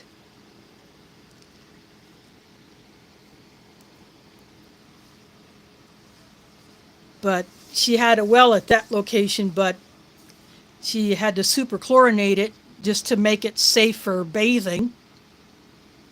And because she was already buying jugs of water to give to her son, she just got more of that so that we could have water to drink, because we had no filters and we did not know of water purification tablets at that time.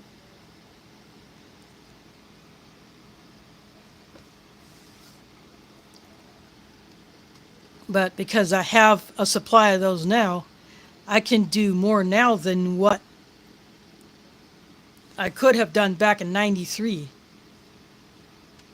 But after I went back to my apartment, after staying with my sister for a couple of weeks, when the area that I lived in at the time was open and the bridges were deemed safe to drive on, I was still going to water pickups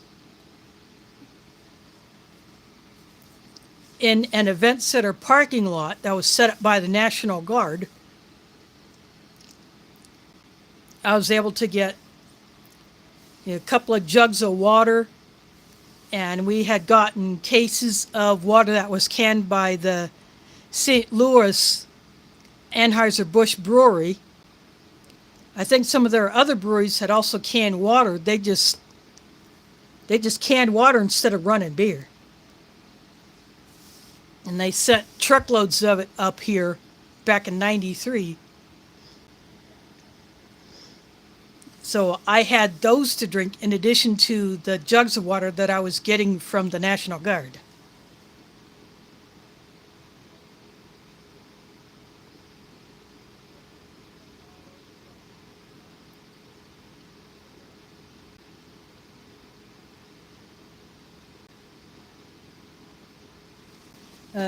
No, Des Moines is in Polk County, and that's in the center of the state. I would have to look up where Butler County is. Well, Parkersburg is, I, I think that is west of here. Again, I would have to look on a map to see where Parkersburg. That might be northwest of here. But I really didn't pay a whole lot of attention to the locations of some of these towns. I just knew that, they had it bad. But if you look at a map of Iowa, right, almost dead center is Des Moines. It is where Interstate 80 and Interstate 235 intersect. And where they join, it kind of rings the city.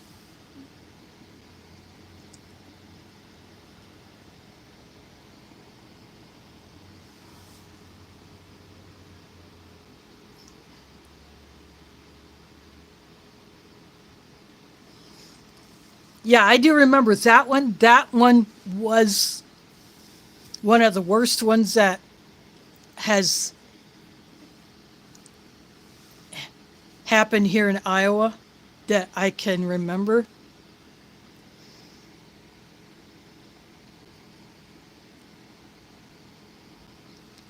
I've only had to literally go down into the basement a few times or into some lower level for just a few tornadoes. Once at the school that I attended back in the 80s,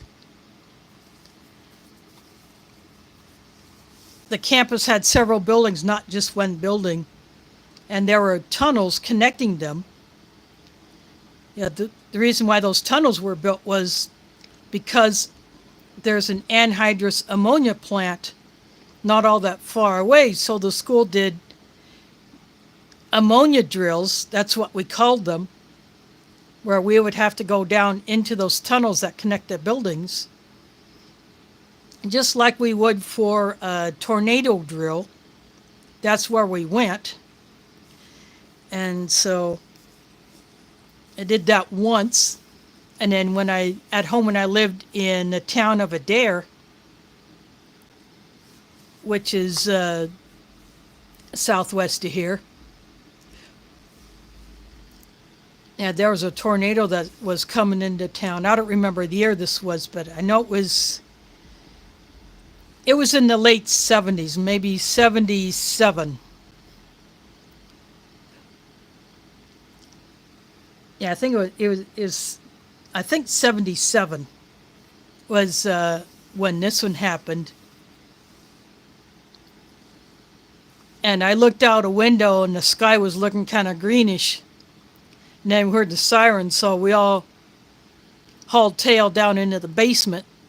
And we were down there for maybe a half hour, 45 minutes before the siren stopped, and we came up, and it didn't actually come onto our street, but there was sure a lot of wind and rain, and we even had some hail, I think.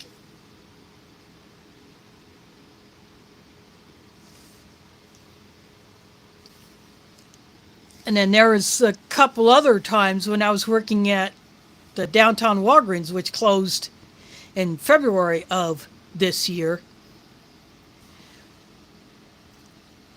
There were storms and the sirens are going off, and we had to take all the customers down into the lower level of the parking ramp that services the adjoining building that the store was in.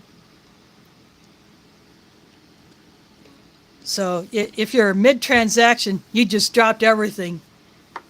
You just went down into the basement, and then there was a security person who had a radio who would let us know that it was safe to go topside again. And then everybody could go back up to their workplace, or, if they're coming into Walgreens to shop or pick up prescriptions, they could go back in there and just resume that. Of course, if the power was out, then, pretty much screwed. We couldn't finish a transaction. We've had power outages where I'm scanning someone's items and then the whole system just dies and we can't complete the transaction. Just pretty much stuck.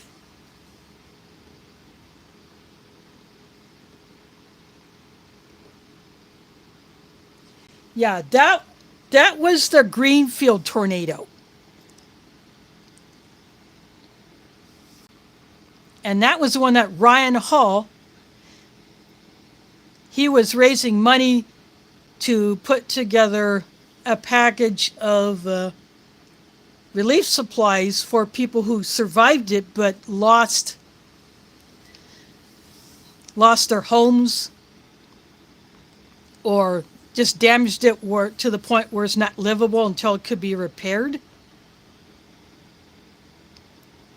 So, yeah, that's what this guy did. Because that tornado was so strong, he had it live on his channel.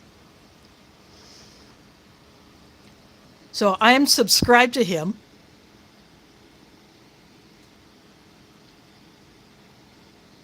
And that's all he does is weather. And he does deep dives into it, and then he gets call-ins from people who are in the particular areas where the storm is going on, so he can get an eyewitness account of what's going on.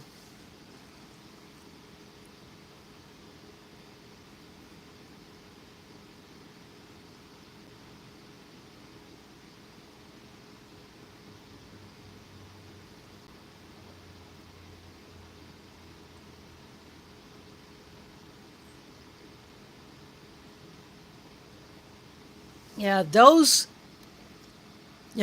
were some really bad ones. That was, forecasting was nowhere near what it is today when it comes to storm tracking. Radars have been upgraded so much that they can see more. They can have finer detail. They can show more kinds of data than what was previously available from radars back from the 60s and 70s.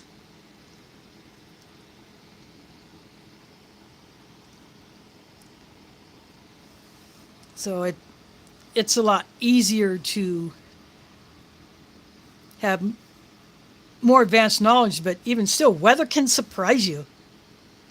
Sometimes something can just pop out of nowhere and no one sees it coming.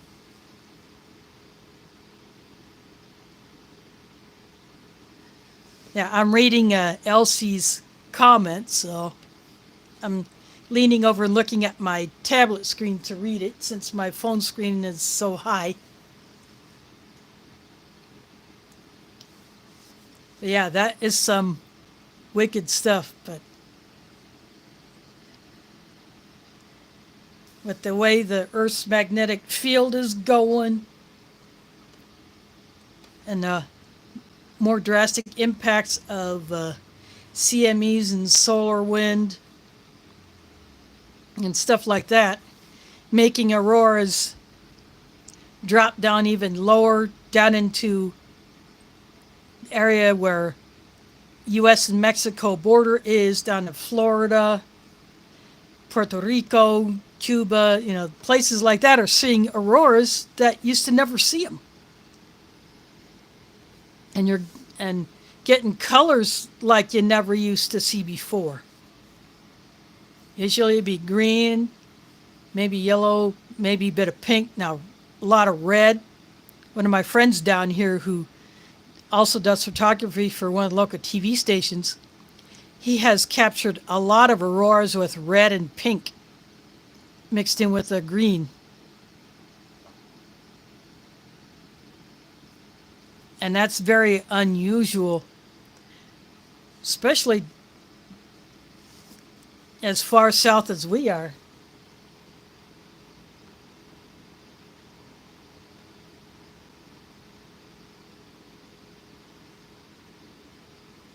Yeah, Elsie, I wouldn't doubt that.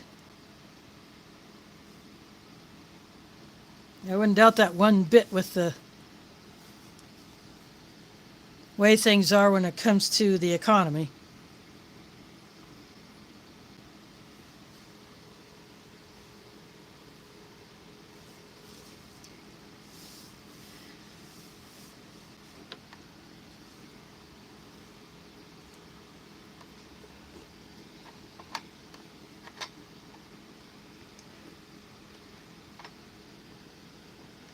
But again, that's another reason why we gotta get more people prepared to deal with things like this. So, I don't want to have to rely on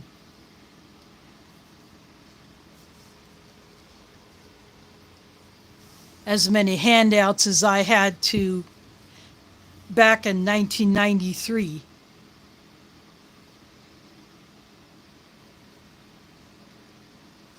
When we had the 2020 derecho, which is the year that we all first heard of that term as a weather word, I only lost power for a few days, but I did get an extra allowance to replace food that I had to toss from my fridge and freezer. But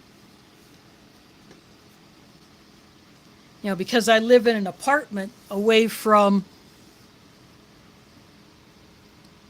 a river, it'd take a bit of a walk if I had to walk down to the river.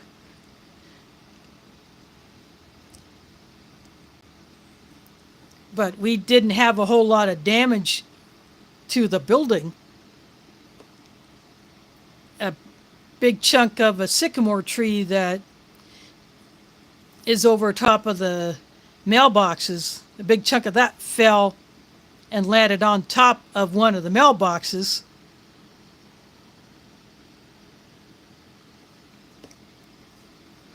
So someone with a chainsaw did come over, push it down onto the ground, and then cut it up so that it could be hauled off and the mail carriers could once again have access to the mailboxes. But other than that, there was no damage to the building. Someone might have lost some furniture, other lightweight items that may not have been secured down on their patios or decks, but our decks have rails, so it would take a lot to get something to be tossed off the deck if it was below the top of the deck rail. Of course, I had not started planting seeds back then. This would have been my third year had I been able to put seeds in my pots. So I did not do that back in 2020. I had to wait for my deck to be repaired because of structural issues that were in existence before that. And then had another repair again after that. So then I was told that I could have stuff out of my deck again, and so in 22 I put pots out there. Last year I had pots out there, but this year didn't get to plant because of the apartment flood. So I'm hoping to put seeds in next year. I'm still making my compost. I'm still going to keep doing that.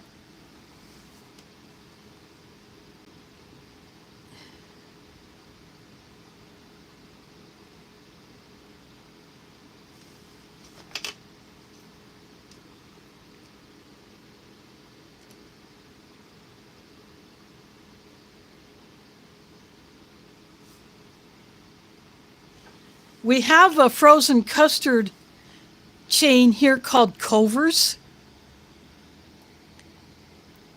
And they do a lot of different flavors, like you can with different flavored ice creams. There are some frozen custards that you can buy in a store, but personally, I don't think they're as good as the Culver's.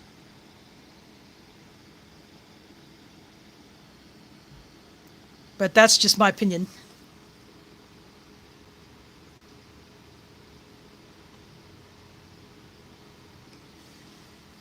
I have not had a caramel flavor custard, but some of the other flavors that Culver's does, I've only had a very few of their flavors since I don't go there very often. There's not one within walking distance of here, and not one on any bus routes that I know of. So the only time I go there is if I'm riding with someone who is driving there. And that has to be a special treat for some family occasion, like a birthday or something like that. But we haven't done that for a few years. So I don't get that very often, and I just choose not to buy it from a store.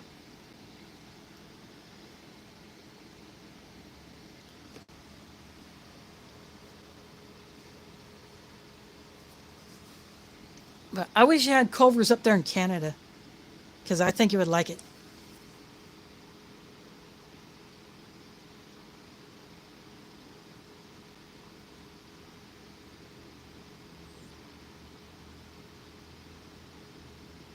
Yeah, see, that one is a bit far from a bus stop.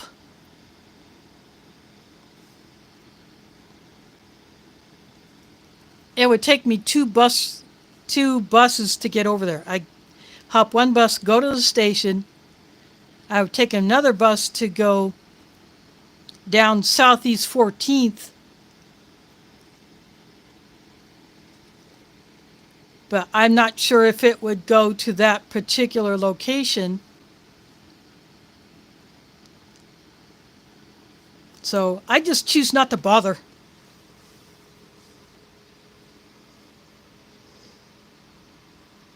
You know, it's just one of those things that, to me, it's a luxury.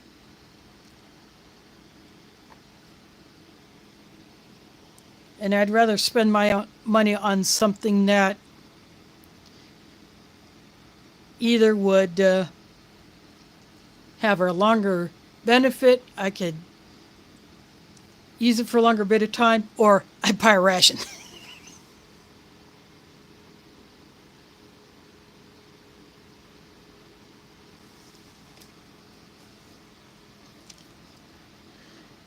Yeah, I'd rather spend the money on a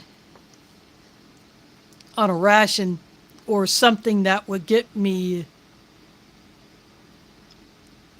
more benefit, something that I could use for a longer amount of time than just a brief snack. Although on a hot summer day, yeah, that would be good.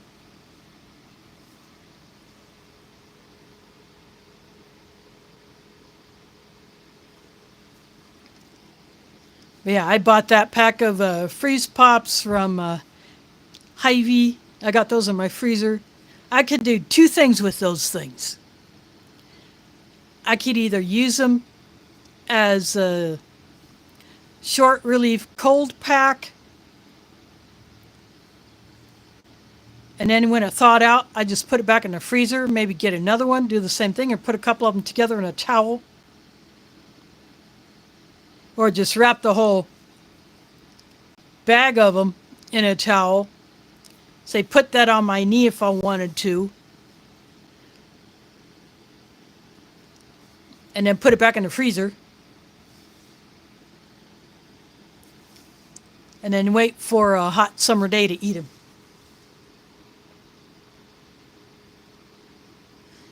Well, see, fishy, that is one problem that can't be solved here.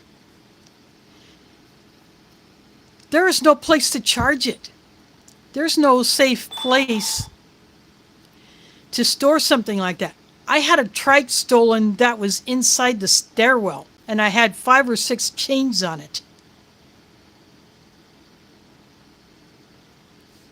Of course, that was either before we got key locks put on the entry doors, or someone had, there was someone who let some criminals in so that they could basically chop the trike, take it apart, take away most of the pieces one day, and then come back for the frame another day. That's how I lost that last trike that I had. I had a fundraiser for that. Several people, including locals, had contributed to, so I could have another trike to replace a third one that got stolen. So, the only outlets that we have in the stairwells are standard 110 outlets. 110 volt outlets, maybe 15, 20 amps, and then that's it. If even that, they're just the standard outlets that you would plug your coffee maker into. We have no place here that I have my own space I could lock a scooter or a bike or a trike in. The last place I lived had 5 garages, but there are 36 units in that complex.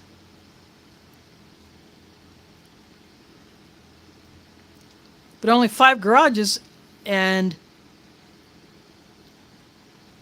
certain units in that complex, they're condos, you had to, like 5 of the units had garages assigned to them,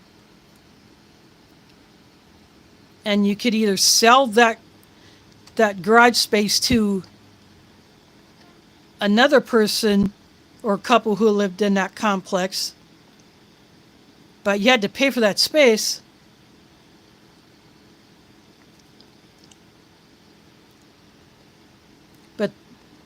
But that was it. I had my second trike stolen from there. My first trike, I lived in another place. I had it stolen from the previous place I had lived. So no more trikes for me, as much as I would love to have. My dream was to put an electric motor on that 4th trike that I had. But nope, that was just not to be.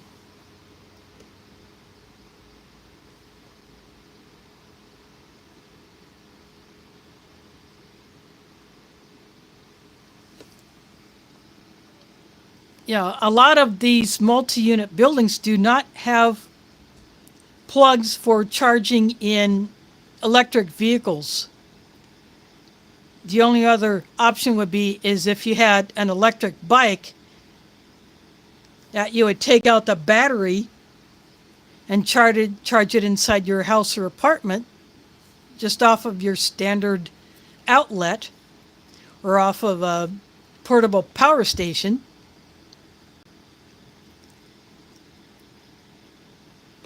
But if the scooter cannot be charged off of a regular 110 outlet, forget in a place like this. And I don't dare have anything like that again, because right now we have a problem with people leaving something in the door to prevent the door from latching, or just opening it, blocking it open, So anyone off the street could come in and do who knows what. When the doors are supposed to be closed and locked at all times to keep criminals out. But some people are just too lazy to take their keys with them when they go out to go check the mail or throw their trash in the dumpster or to walk to a Quick Trip to buy whatever, beer or soda or just to go into the park. But yeah, I've complained to the management about those doors being left unopened or being left open, so any nut out off the street could come in and commit whatever kind of crime they want. Yeah, we do not have cameras here, and the management company will not do anything about the code boxes that have been dead since before I moved in here. And someone took the notice off the one that's by the door that I always go in and out of, that said that this one is not working, that buzzers do not reach residents. Someone took that off about Wednesday of this past Wednesday.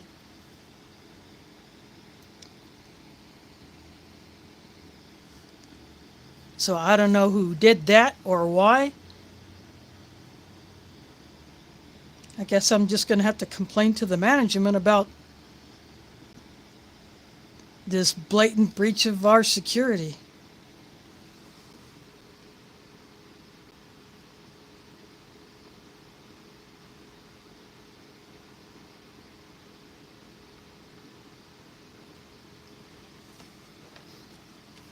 Yeah, I have done home visits in buildings such as that,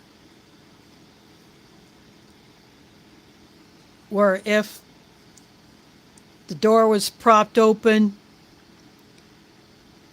for a long enough period of time, there might be some kind of a noise, but I had never heard it. I'm sure there's some way to override it if someone is moving in or out and they need to have that door propped open so that the moving crew can get everything done in a relatively short amount of time without having to deal with the door wanting to go shut or a bunch of extra noises going on. But this building is just not up to that level. In fact, in April of this year, a new management company took over the operation of the property. So some things have stayed the same, a few minor changes have happened.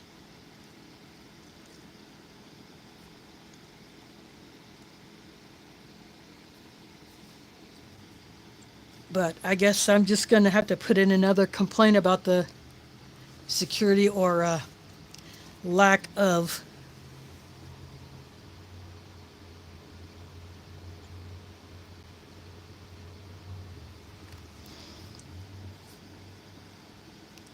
Yeah, the one of the buildings that I did have some clients in had something like that, but I had never heard it go off like that when I was in there.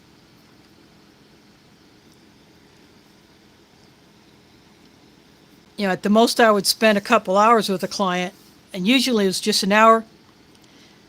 I'd do my stuff.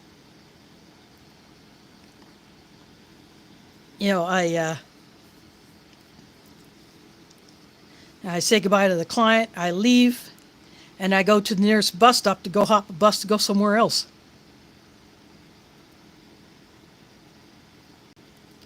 Because that's how I did the home care, was by bus. And that was hard to do it that way, because I couldn't go when and where the office wanted me to go. And they wouldn't pop for cab fare.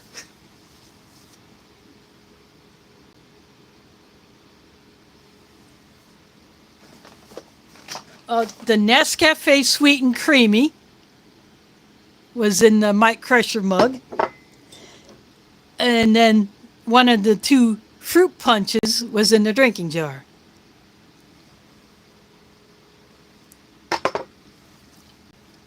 I was calling it tropical punch earlier, but it's just fruit punch.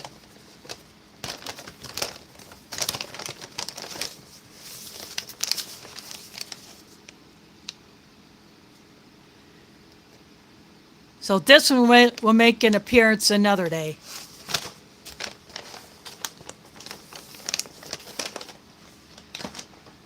But I'll tell you, it's a whole lot better than the American version.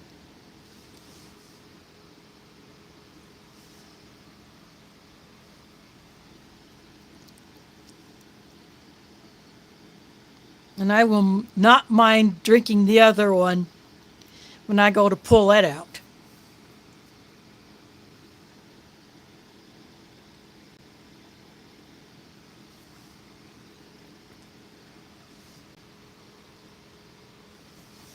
So the blackberry jam, the peanut butter will make an appearance another day. Somehow I think that blackberry jam must be a very uncommon item in an IMP.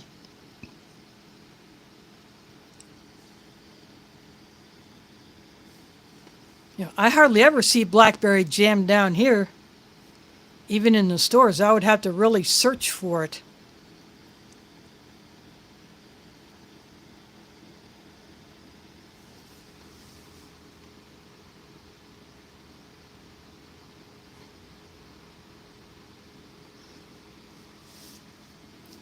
No, sorry, Tuna. I think you got the smoked meat IMP on the brain.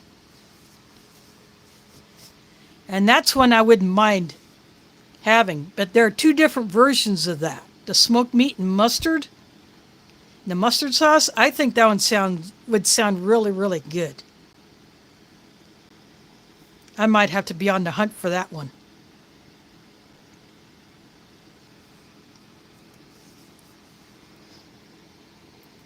As far as next week,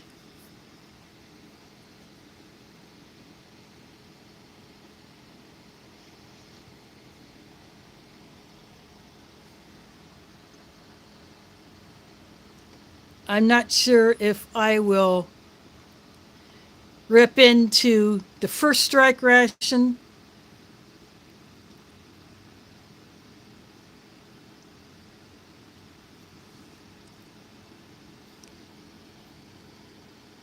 or one of the other ones that I got.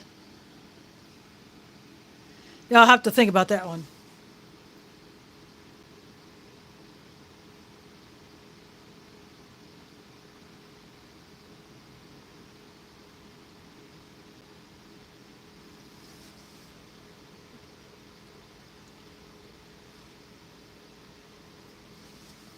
There are some other IMPs that I want to get my paws on too.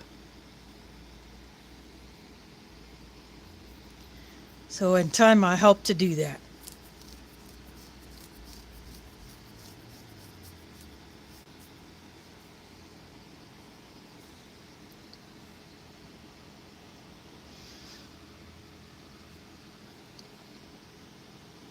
So I will think about what I'm going to pull out next Sunday. And then when I decide, I'll toss a post up and you'll get to see what I decide. I think for now I'm going to go ahead and call this one done. I think this one was a really good one. Even though the cornbread was a bit of a mess for me, I still ate it all.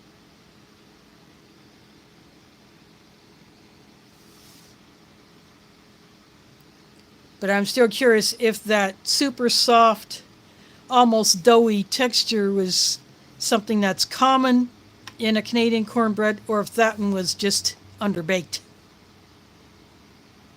I am curious about that.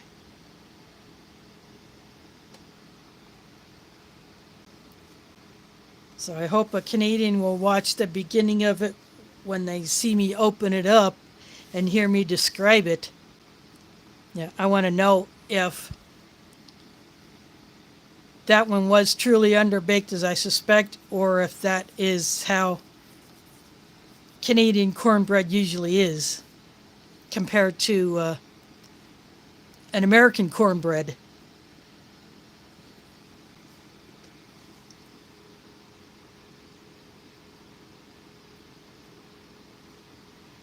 But yeah, I think I'm going to go ahead and call this one done. I'll get this cleaned up, and I will add this one to my ration playlist. I do want to thank you all for hanging out with me tonight for this look at this Canadian chili. And I hope to see you next week. Thanks for watching, and catch you on the flip side.